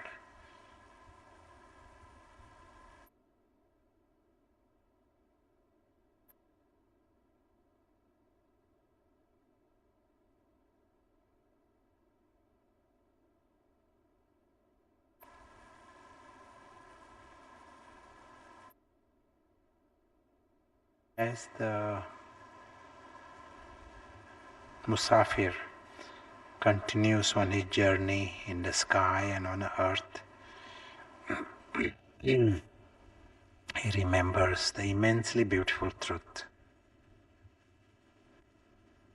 He remains the traveler, he remains the guest, he remains a sakshi of the physical world.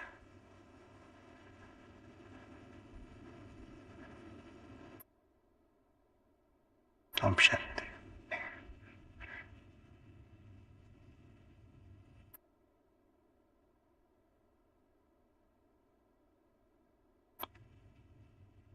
We mentioned at various times that underlining it very, very strongly, that this world, that box that we showed, it is a foreign world, It is not our world, it is a foreign world.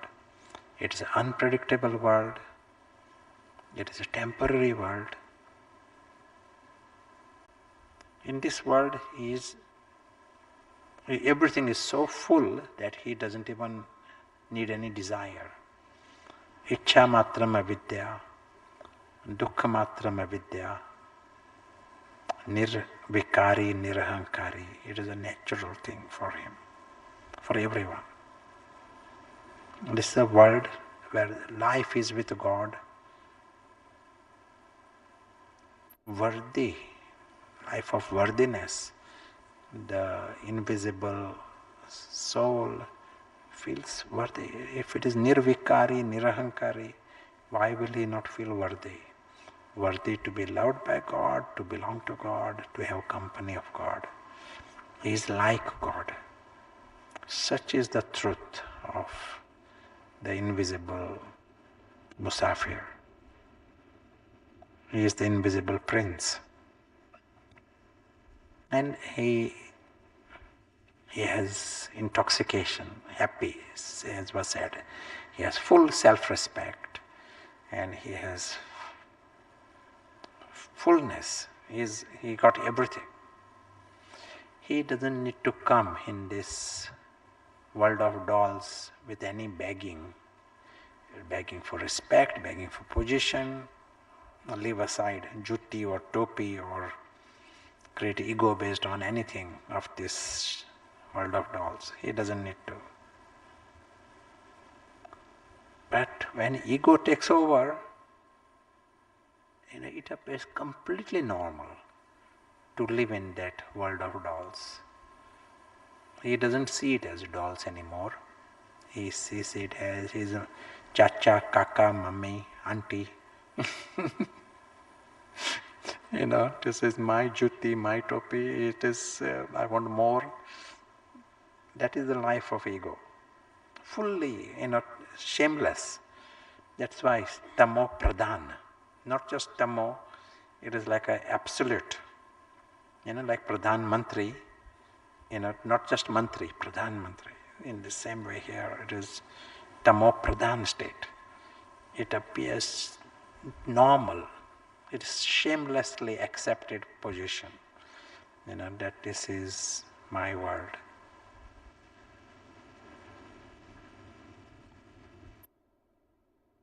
This is the reason to become egoless, we need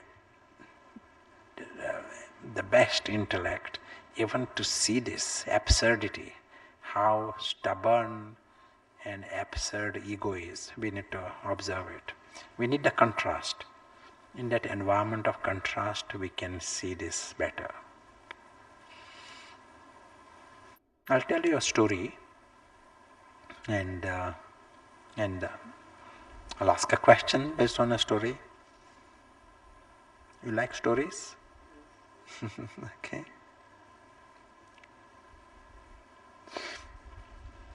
In this story, one eagle laid an egg amongst a hen. So baby eagle was growing with the hen, and it is trying to become a good hen. And everybody is saying, this is funny looking hen, they're all complaining, because it doesn't know to scratch properly even. And other hen says, look at this, you do so well, you don't know how to scratch. So this eagle is trying its best, making sound like the hen, going around, cook, cook, cook, but not good enough. One day this eagle sees another eagle in the sky. He says, wow, what is that in the sky? And others say, that is king of the birds. That is called eagle. That crosses the mountains and the valleys, rivers. It plays with the clouds. It can go to Mumbai, bypass the traffic, easy flight, can land anywhere. So that is bird of the sky, but we are birds of the land, so we are from here, So this eagle listens to the chicken, behaves like a chicken, and one day dies as a chicken. What's the message? Sangadosh. What else? Another message? Yes. One message is not knowing your potential, not knowing who you are. So this is our story. All are eagles. All are from the sky. This is what we've been, this is what the message is Baba telling us. This is a foreign world. You are from the sky. All are from the sky. All are immortal. All are noble. All are divine. So this is the truth. But all are thinking they are chicken. They have forgotten about the sky. They all are thinking they are chicken. They all want to paint the feathers, become a better chicken, use high heels. They are from the sky, but they are using high heels, trying to become a tall chicken.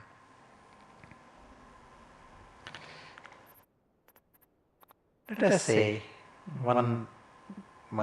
this eagle goes to the therapist. Therapist puts the glasses on, a chicken therapist,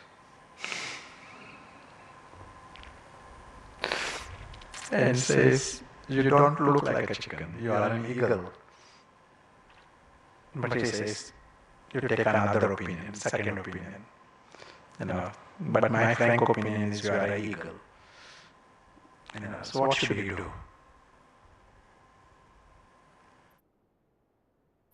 Should you take a second opinion? Yeah? Another opinion?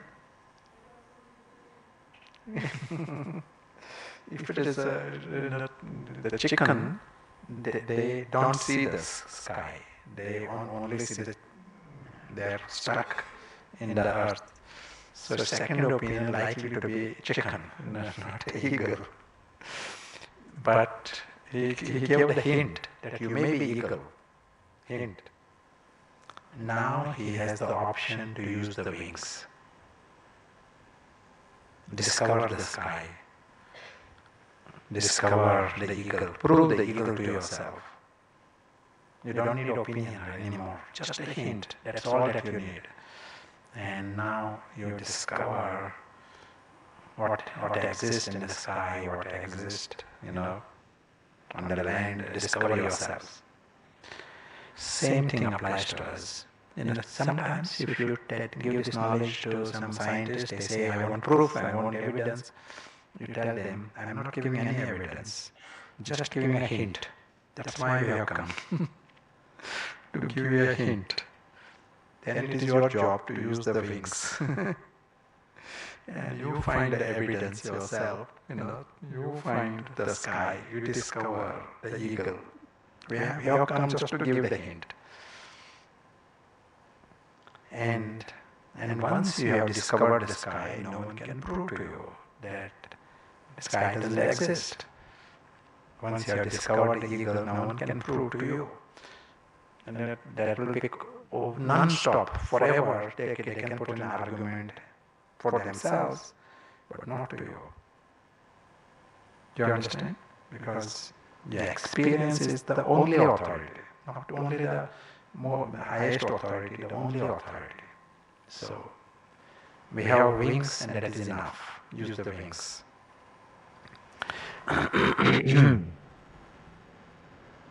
I know there were some questions from our earlier session. You want to ask? One who asked me the question earlier, you can ask now.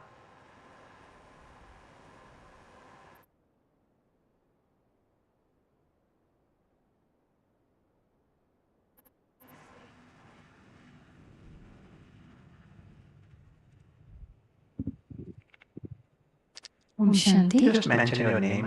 Shweta. So you said that if we will practice that we are Avtarit Atma, then also it will like, we will not like feel that we belongs to this foreign world.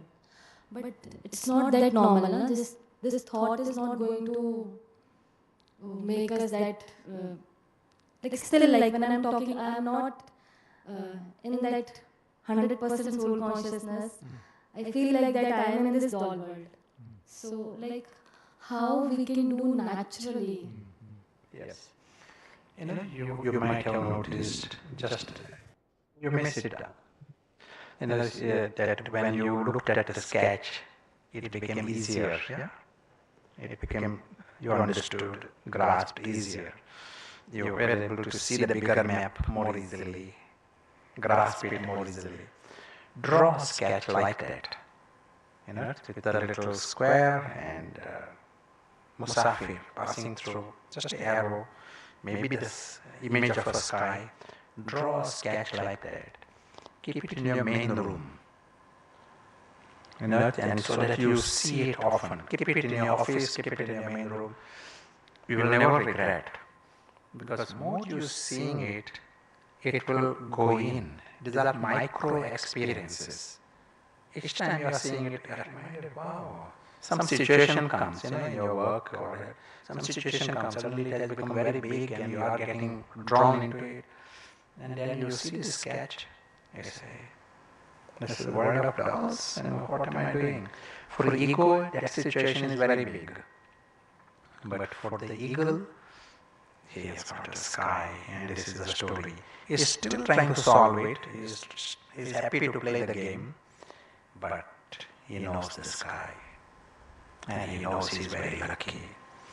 We need these micro experiences, and whatever that helps, use them. And the sketches help, use them. If you write some words in them, they will be like a useful reminders. Put those words, change the words in time, whatever that works. And once the paras become stronger, all of that helps, indirectly, to build muscles, as if. Paras has to become stronger. And then that will become more and more natural. It will become clearer, more refined, richer. You will understand the subtlety in an emerged way. And in time it will become constant. But at the beginning, quality, even for 1 minute, bring quality. And that is what you are holding on to. Quantity will take care of itself if you bring in quality. Yeah. Someone else wanted to, yeah.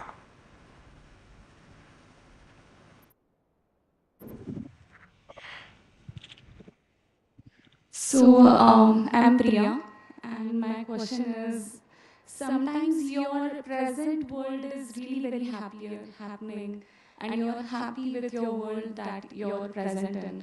And when you will see that kind of picture that you're saying that we must have it in our homes, so we might feel emotional, like, okay, this is going to end, because I'm already in the happy world. I have very good people around me, and my present life is good and it is going to end someday. So how do we tackle that kind of balance? Now, real issue is not just be happy, but we want to be in truth.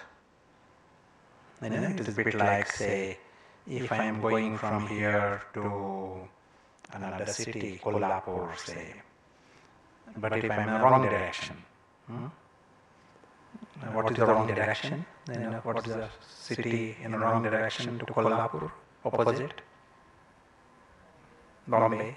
So if I am going in a direction, driving towards Bombay, but it is I have to be on time in Kolhapur. So people say you have to be in Kolhapur, but I am in the wrong direction.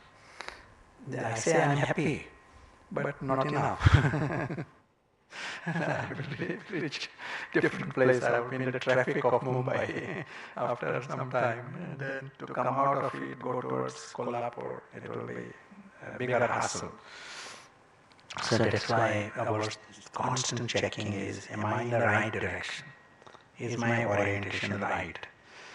With Patthar intellect, we said foreign world, temporary world, unpredictable world, we are deceived in a big way. It is completely wrong direction for many, many reasons. And so, and we don't need to do that because we got our own world. And we need to first discover our true self also. And that's why we check first what is truth. Using discrimination, knowledge. Knowledge is there, but first I have to say, is this true? And a knowledge about self, is this truth? And a knowledge about our home, find what is truth.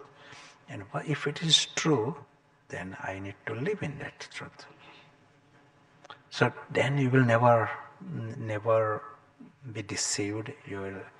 Truth is like if you got the right address, accurate address, you are a winner. So when you are in truth, it is like a big success. It so happens with the spiritual attainment, truth happens to be immensely beautiful, and you win the sky, you also win the earth, which means you discover that alaukic reality in all the details. So that itself is the biggest prize, and you don't need anything else. But the physical world, you are seeing it as a grand performance. You are seeing it for what it is. You are seeing the truth about it. As a performance, it is a grand performance. As a tamasha, it's a really good tamasha. Beginning is nice, end is nice, and jokers are nice, villains are nice. Because it's a tamasha. It cannot harm anyone. And so you are not having any fear about it, you are not having any disappointment, no criticism. They are all great performers, and it is good. But the foundation is truth. Some other question, there was a question about ambition and attainment. You want to ask the question again? One who asked. You can get the microphone.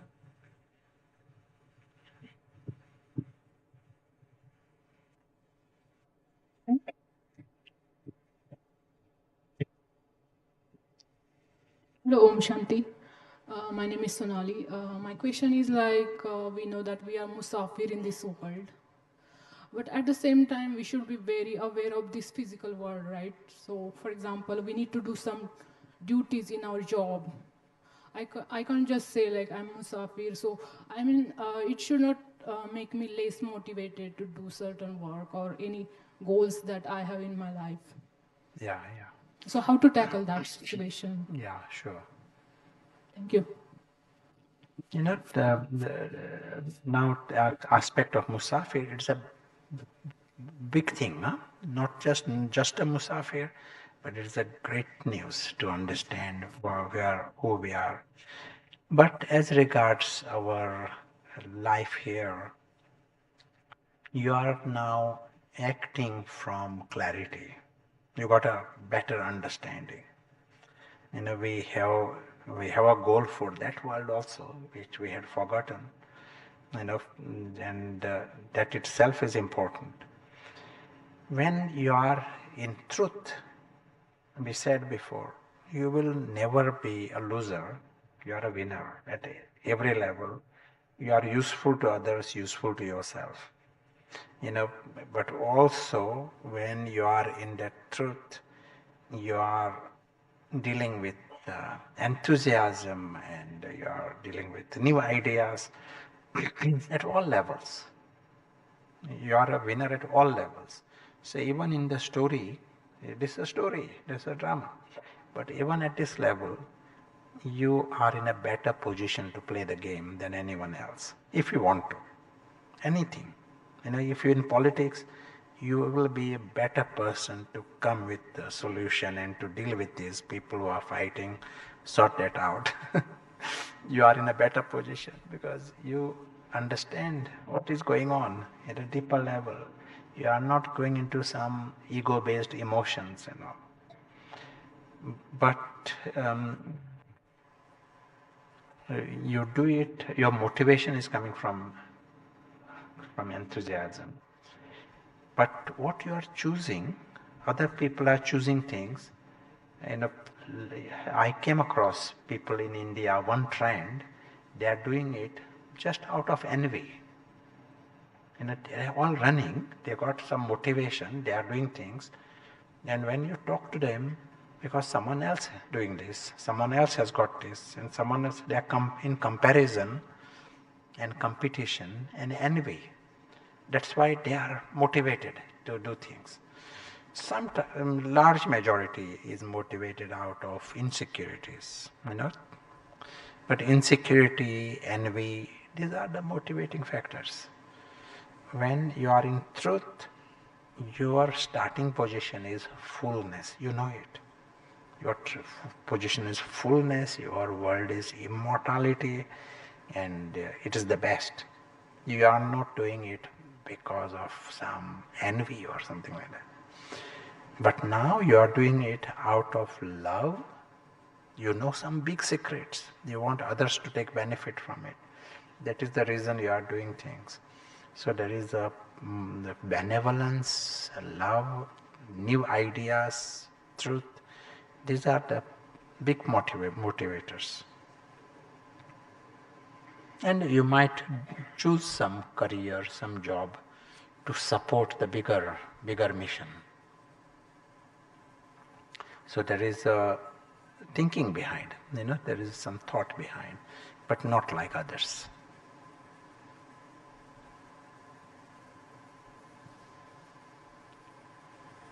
Any other thoughts? Yeah.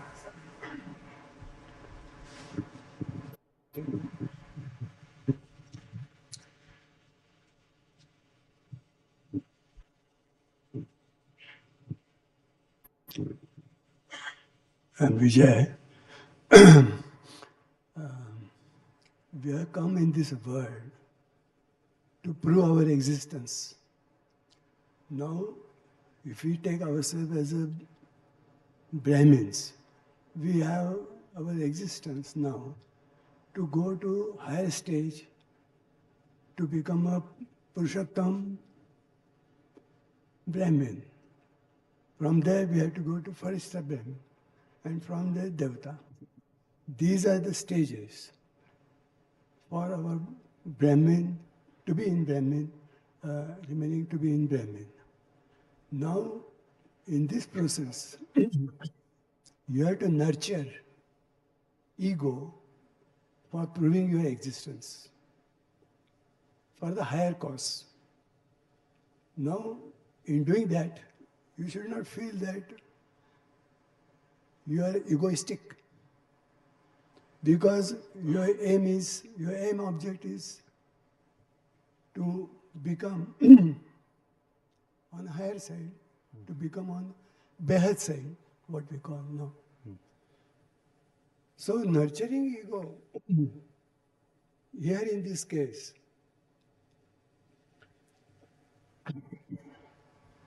cannot be bad. And everybody who is in this world are proving their existence by becoming pandits or by becoming in their different kalas. So somewhere there, they are nurturing their ego. Yeah. So you can't be egoless. For the reason to become on a higher plane, to go on to the higher plane, we have to nurture our ego. So what do you say about this? Sure.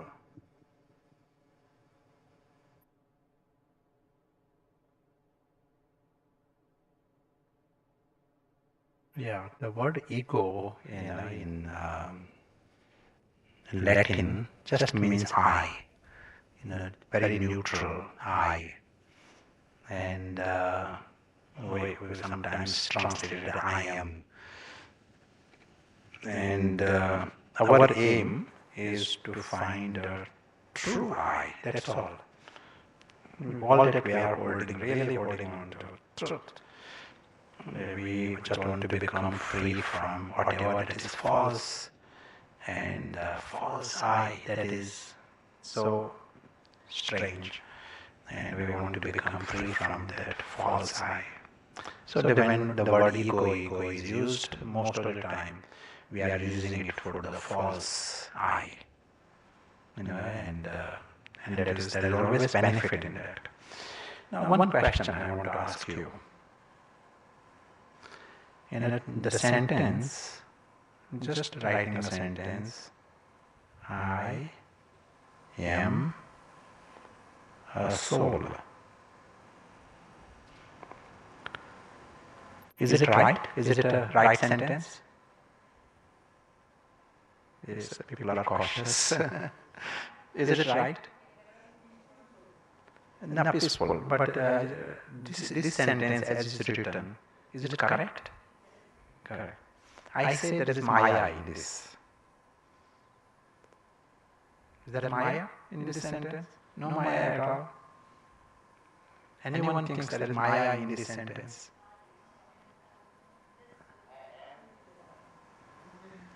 It is there, Maya.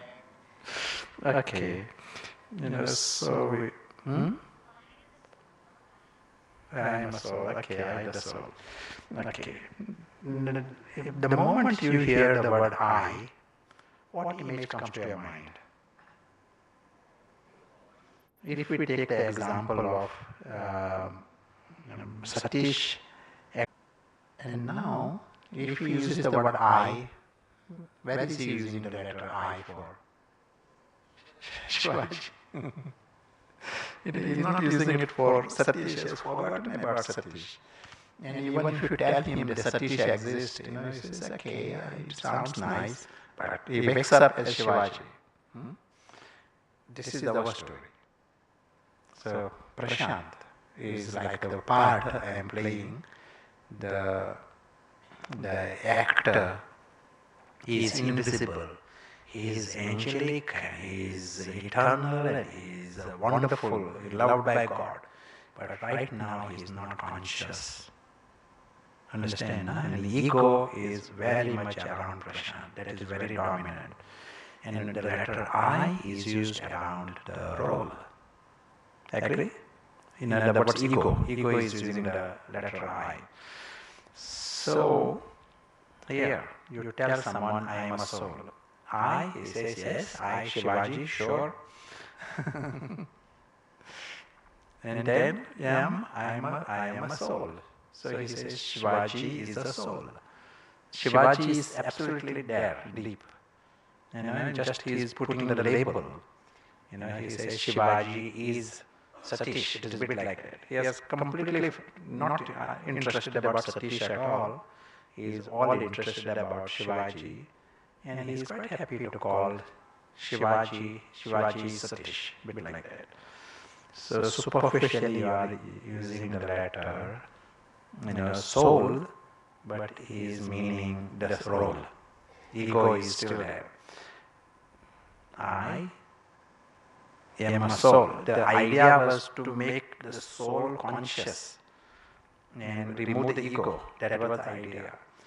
But the moment you use the word letter I, ego comes first, and ego brings that role first. It is so entrenched. It is deep. Tamo pradhan, we said. And then you are using the word soul on top as a label. And then in our language also we might use the word soul. 4 souls, 4 चार आत्मा आने वाले आहेत. काय म्हणतात मराठीमध्ये 4 आत्मा येत आहेत आणि 2 VIP आत्मा आणि 2 लांब आत्मा मोठे आत्मा. What all that has happened is we are talking about Shivaji, we are talking about drama. possible? We are still in the drama. Just the word used is Atma, Atma. But we are talking about the drama. We are talking about the role. So in our own effort also, that is the way it happens. How do you change? How do you bring the soul consciousness back? Is it possible? Because we want to become egoless. Egoless will become if we bring quality. Remember the word? Bring quality, then only the transformation will happen. 1 minute of quality. How can we change this? One suggestion is start from the soul. Use the language soul, Atma, whom, my. Use the letter I at the end rather than at the beginning. Atma, whom, my. Instead of my, who, Atma, Atma bring first. Start from the sky. See the soul first. Even right now, you are seeing the soul first.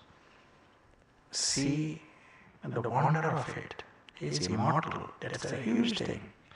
He is one of light, not to be made of bones and flesh and so many bacteria in it. He is made of light. And he is from God's family. And he is naturally being of joy and love. That is nature. He doesn't need cakes to be happy. His nature is joy, love, contentment. They are divine. We are just seeing this. He is loved by God, belongs to God. See, neutral. You are not rushing to say this is me. You are seeing it clearly. And then you are reminding what you have seen is I. Yes, you have seen it first. See the Atma, the greatness of it. And then you are saying, this is I. Experience it, realize it. Then it is not mixed with the old ego, but a new I takes birth. This I that you are using now, it is a new I, not an ego-based I.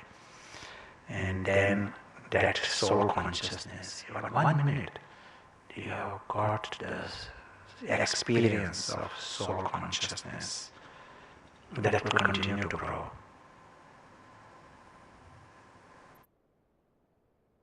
Agree? Is it like that? Manas, can you see how I can be polluted with ego?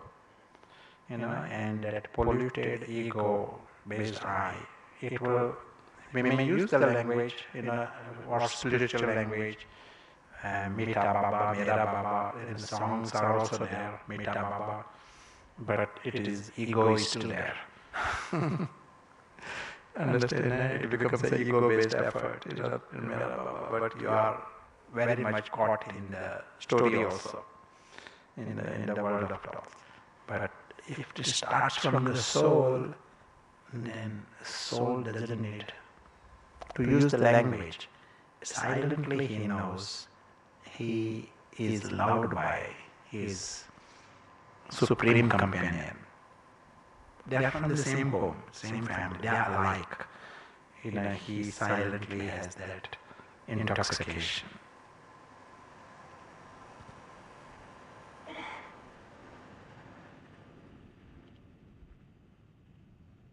You want to add anything? Say anything? Any other questions?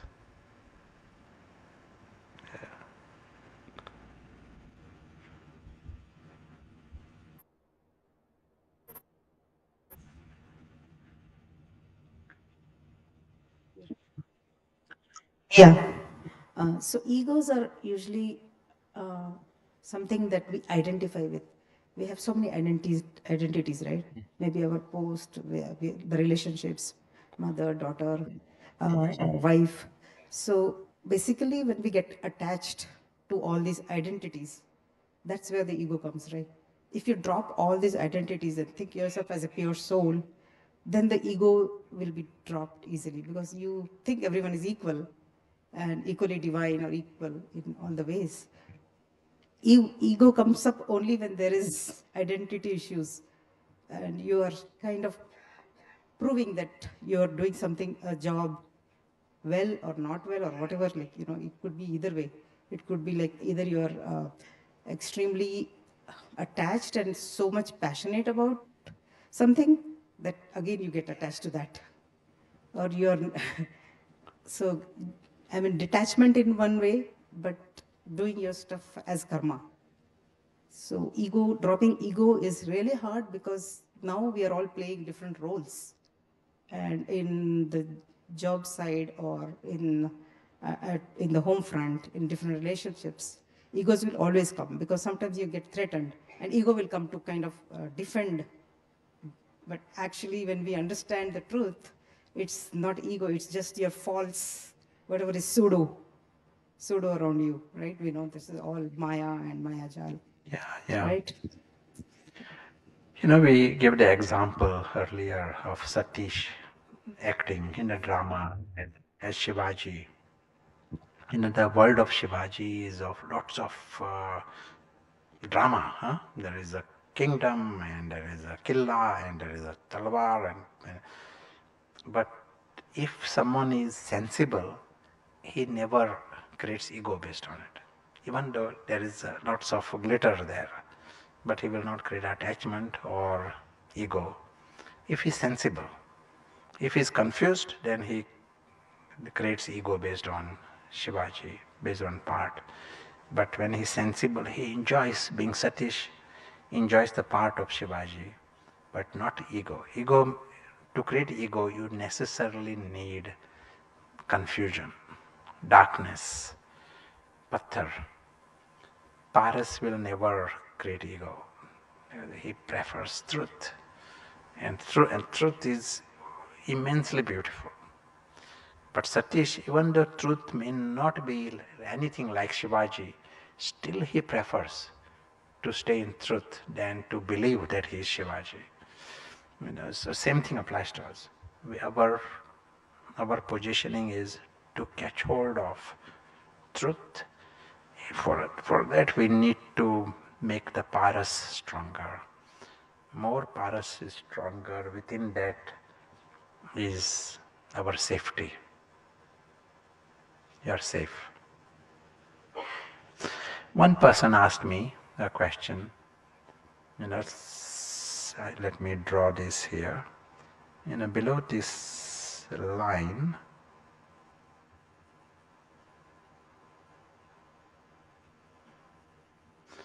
below this line is our world, and in this world we create different ego, and one creates ego based on job, we said, another ego based on relations. My husband is so famous. Someone else creates ego based on car, another ego based on hat, an ego based on cooking, ego based on religion, ego based on town. Different identities. Wherever there is Apman, you can see there is an identity. Some can create an ego based on Taj Mahal. They have not even been to Taj Mahal. They have not even seen Taj Mahal. But they can create an ego based on Taj Mahal. So some foreigners come and say, oh, Taj Mahal, I don't like that building. They will get angry. They might declare a war also. Some create ego based on some political leaders or Amitabh Bachchan. Anyone has got an ego based on Amitabh Bachchan? Someone tells you Amitabh Bachchan is useless actor. Anyone will get angry? Get into a debate? Brahmins? So people identify with celebrities, identify with political leaders, identify with royals, some kings, some things of history. And so these are the way it is. So the question I was asked, which ego is difficult to remove? Agreed, all these ego are there. Which ego is difficult to remove? Ego based on position, and then ego is based upon your wealth. Ego is based upon your caste. Ego is based upon, country. It can be, and many things. Your possessions. Which ego is difficult to remove? Ego based on virtues. I am so polite. I am so obedient. Pakka. I am so pakka.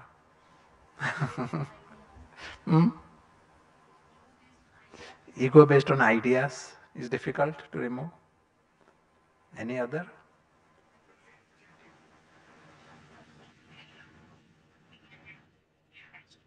Idea. Yeah. The answer to this is ego that I have not seen. That ego is difficult to remove. All egos are equally difficult. All egos are equally easy. Say if there is a robber, when a robber has come, and no one notices that robber, then he can create more problem. A robber is there, but no one notices that there is a robber. Then he can create problem. Robber comes with a label, robber. You spot him, then you know that everyone knows here is a robber. Then he cannot create any problems. Agree? Because in our place, our center in Cambridge, we got one expert to advise us about security of the place. So this expert came and he sort of looked around, and he confessed to me that he was a robber in the past. But I felt he is more qualified to advise us because he has been the robber. So what he said, the psychology of the robber, they don't like the lights, security lights. They don't like to be seen. If there are no lights, no one sees him, no one notices him, then they feel safe. The moment anyone is observing him, there is camera, there is light, they won't go there. So that is like a law. So here, all these false identities are there, adkamai are there in everyone. If you are not observing it, then it will continue to get bigger. Understand? No? If you observe this, it is not superficially say, I have got an ego, but which ego you got? Which identity? What are you identifying with? Are you identifying with your cooking? Are you identifying with service you are doing? Are you identifying with some celebrity? Observe. Whenever the situations come where there is apman, you feel a little bit hurt. Like one mother, her son, school teacher gave a report where she told he is not good in some areas, he is lazy. She gave a school report. And the mother is so angry with the school teacher. And by seeing this, her reaction, it was so obvious, it is not the fault of the teacher, it is the ego here. She is identifying with the son. Understand, no? That she is taking it personally, taking the offense, that the son is called lazy, and she is taking the offense. Now that is a chance for the mother to observe that I am identifying with him. So you understand, no? So we give the example of nose. Someone says something about some situation can come. Someone can say you are not doing something right, you are not singing properly. If you feel the offense there, then there is the ego there. And once you have observed it, it becomes easier to remove it. If you have not observed it, then it grows, it gets bigger, and can create more problems to you. the only sensible position for us, we are safe when we know that invisible Musafir. It is not a Prashant is a Musafir. Prashant is part of this world. We are talking about the invisible Musafir, Adrishya Musafir. He is the one who is Adrishya Sakshi. He is watching this tamasha. When we are in that perspective, that is the only time I am soul conscious. We want to replace all other identities by this soul awareness. Constantly there is identity. Usually it is based on a drama. And ego is always there. We have to say that is the world of dolls that is happening down below. And one who is watching it is Musafir. And Musafir, he has his world beyond, a different world. You wanted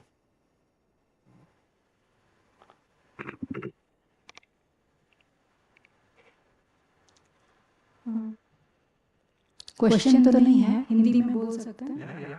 ji.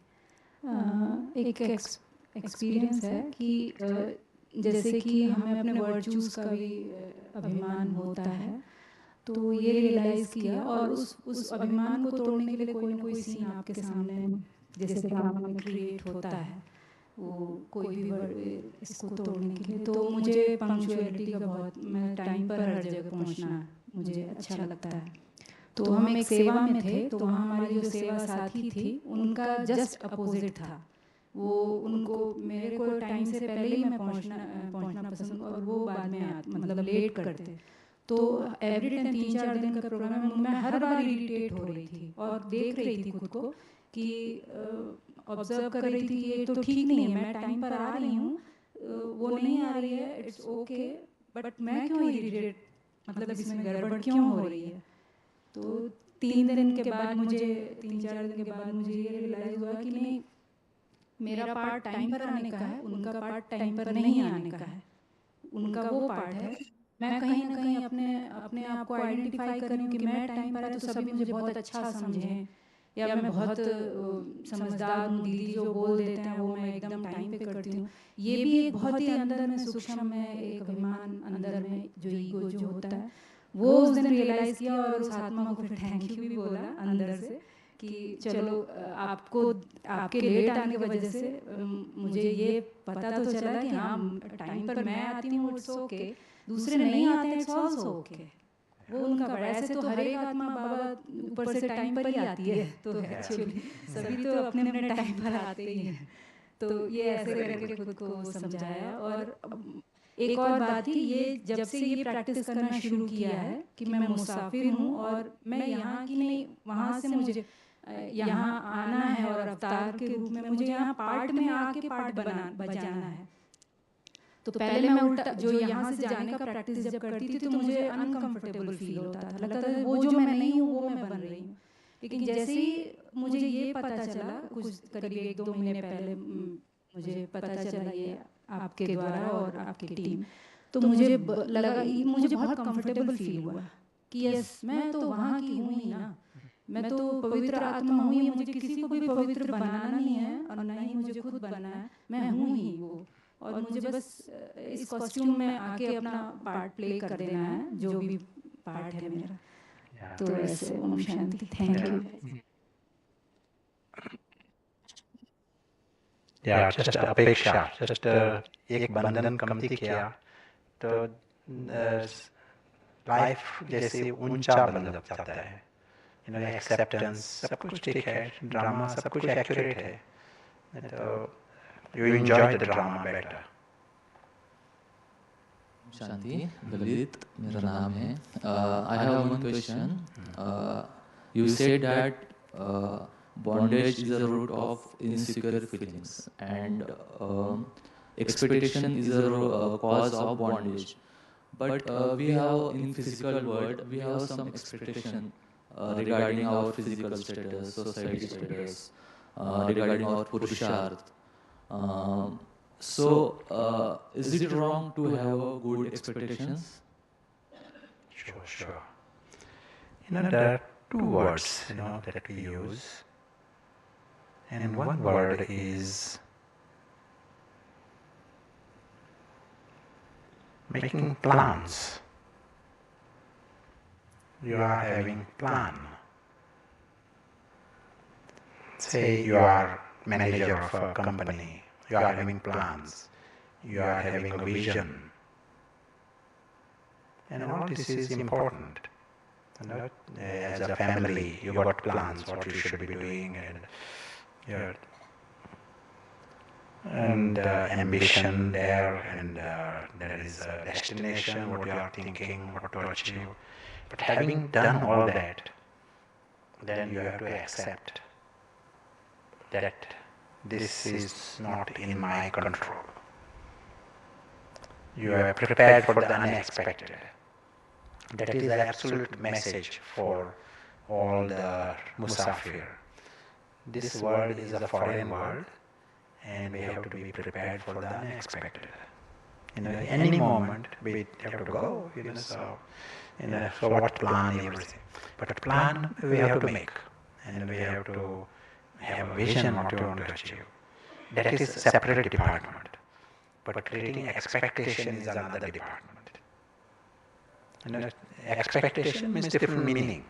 Expectation means I want it to be fulfilled. It is a desire. To create a plan is not a desire. Expectation is a desire. So when you are having this plan and vision and ambition, you are all going for the company. Also make plan B. Because everything is right. You informed all your staff, and everything is taken. All the precautions are taken. But last minute, how things happen, we do not know. So keep the plan B ready, and then you are a better manager. Whatever that you are doing, you will be in control. Suddenly you are not shocked or disturbed by what is happening. You are aware that is the way it is, and you got plan B in your, you are considering it.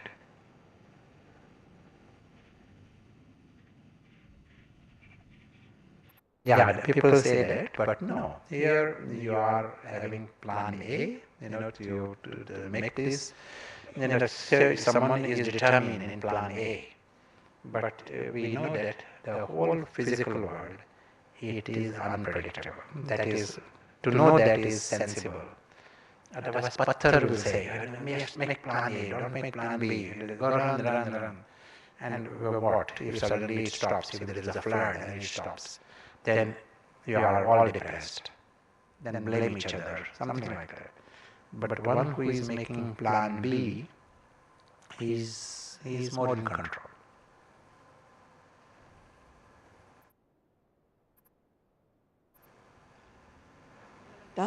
Sir, I am asking you, as you have given the example of Satish and Shivaji.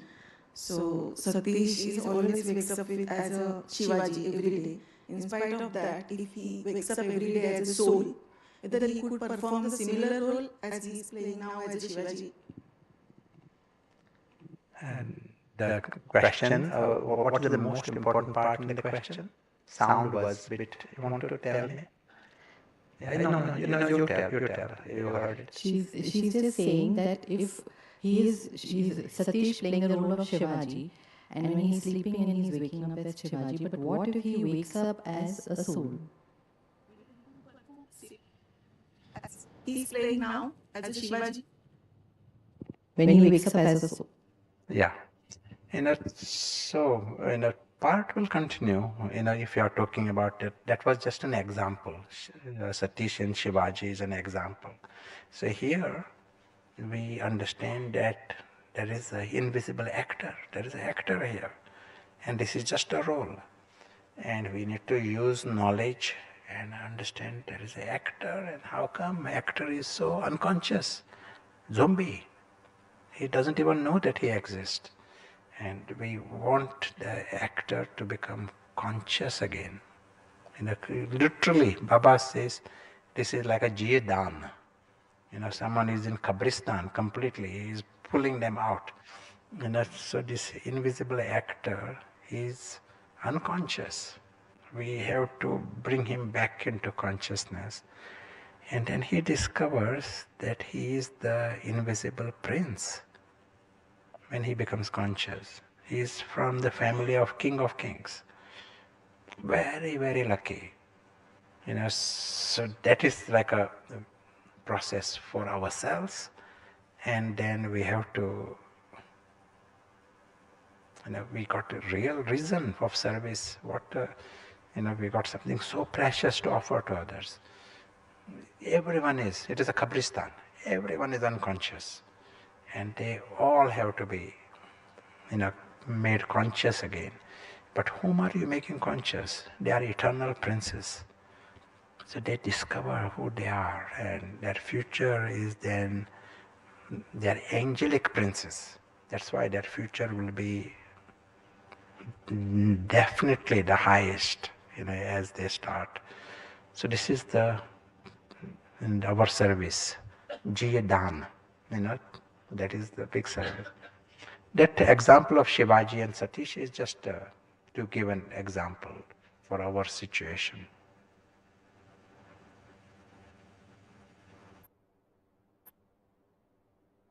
मैं सब पूछना चाहती हूँ, अगर हम soul conscious 100% soul conscious रहे और plan बनाया तो वो सक्सेसफुल होता है?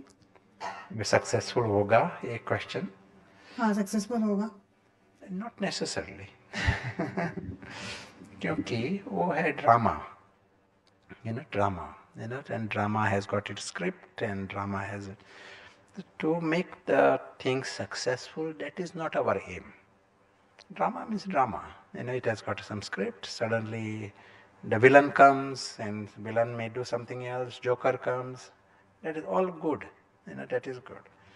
And I have got part to make new plans, and if it fails, another plan. That is also good drama. But our real success is for the invisible actor to wake up and see the eternal success. To see that eternal truth, that is our success. As was said, he wins the sky, he also wins the earth. He enjoys the drama in every scene. Things come, things disappear. We said before, someone praises this, that is one scene, someone criticizes this, that is another scene. He is amused by both scenes. He doesn't say one is good and one is bad. That's a drama.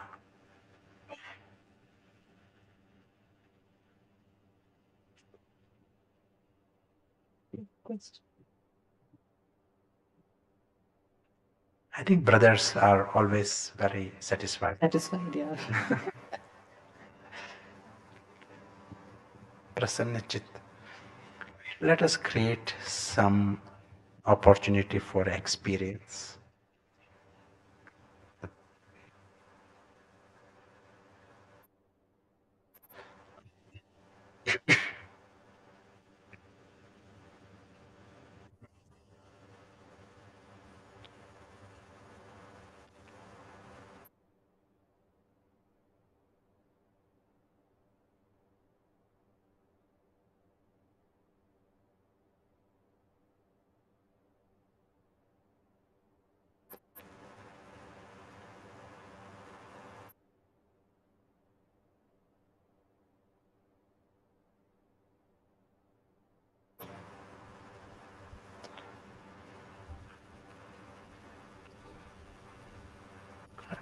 Good.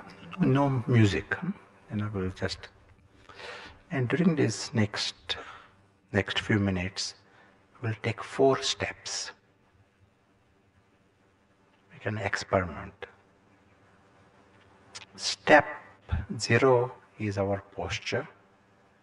Just simple attention that our posture is comfortable. Consciously see that your shoulders are relaxed and Fingers are relaxed, body is relaxed, but raised head.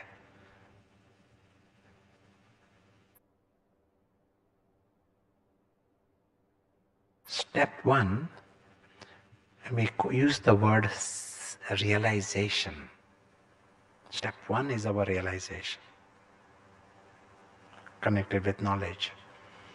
We are just reminding, it is not a high level tapasya, just reminding that here are the invisible travelers.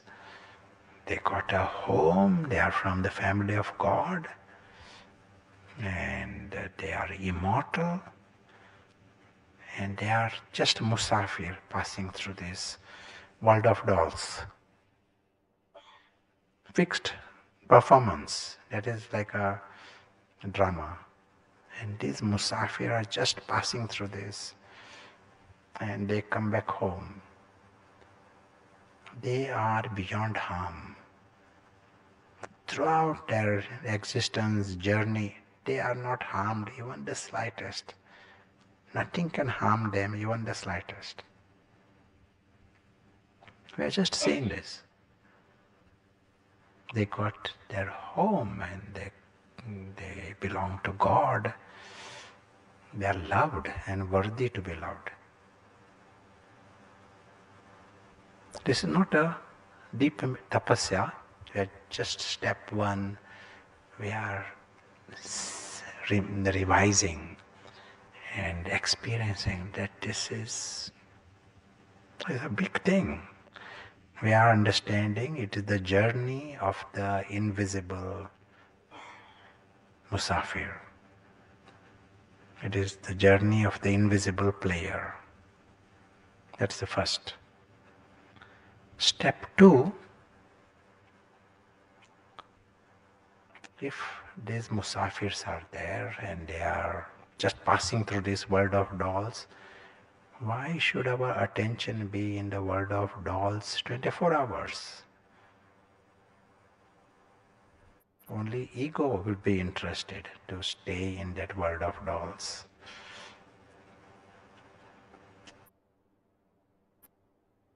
Now our aim is to direct our attention out of that box and bring this attention to the supreme home. So step two is this. We use the word attention for this, step two. So with attention we are seeing our supreme sky.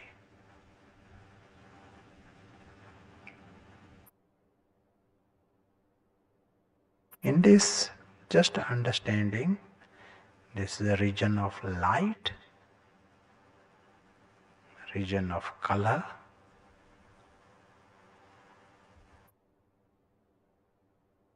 this is a region beyond.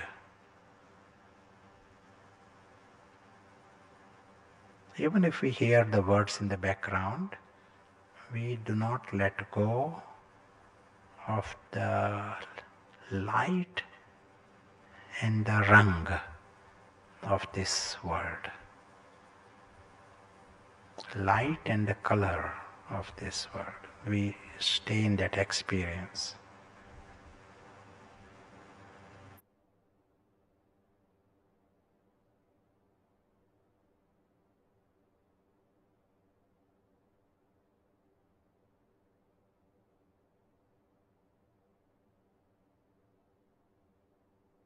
Step 3, we are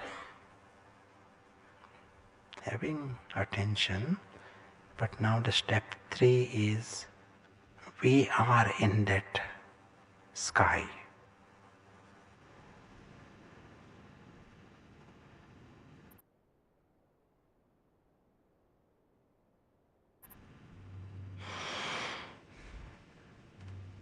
So this light and rang, light and the color of this world is all around us.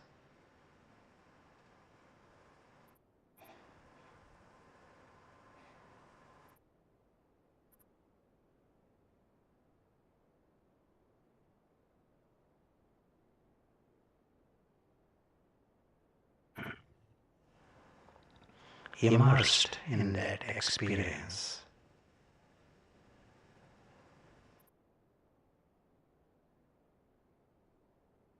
This is the home of the family of souls.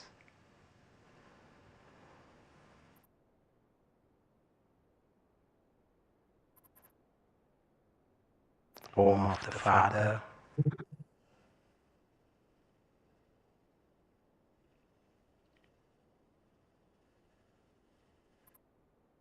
This is the home. This is the real world.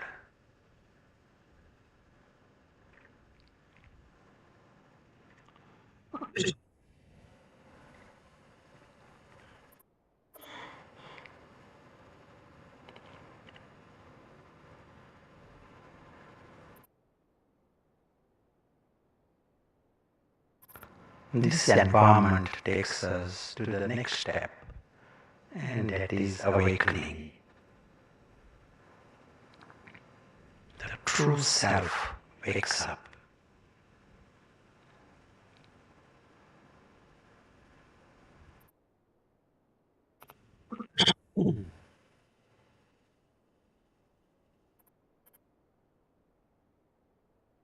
And for the true self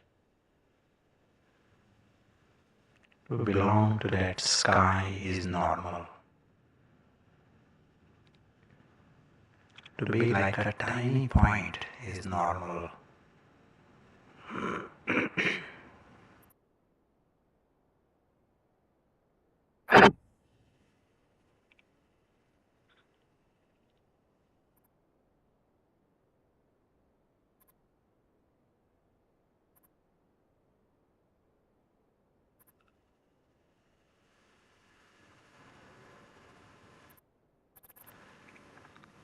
To be immortal is normal.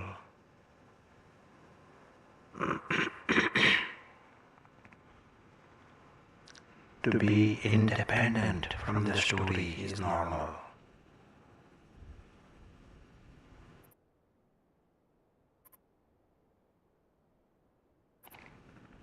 To understand the story is a foreign word that appears normal.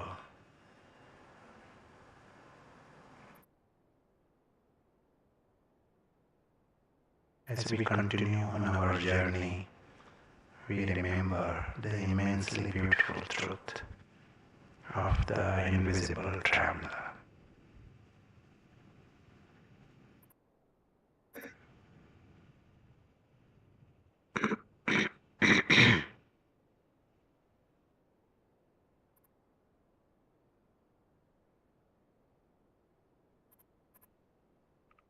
Thank you.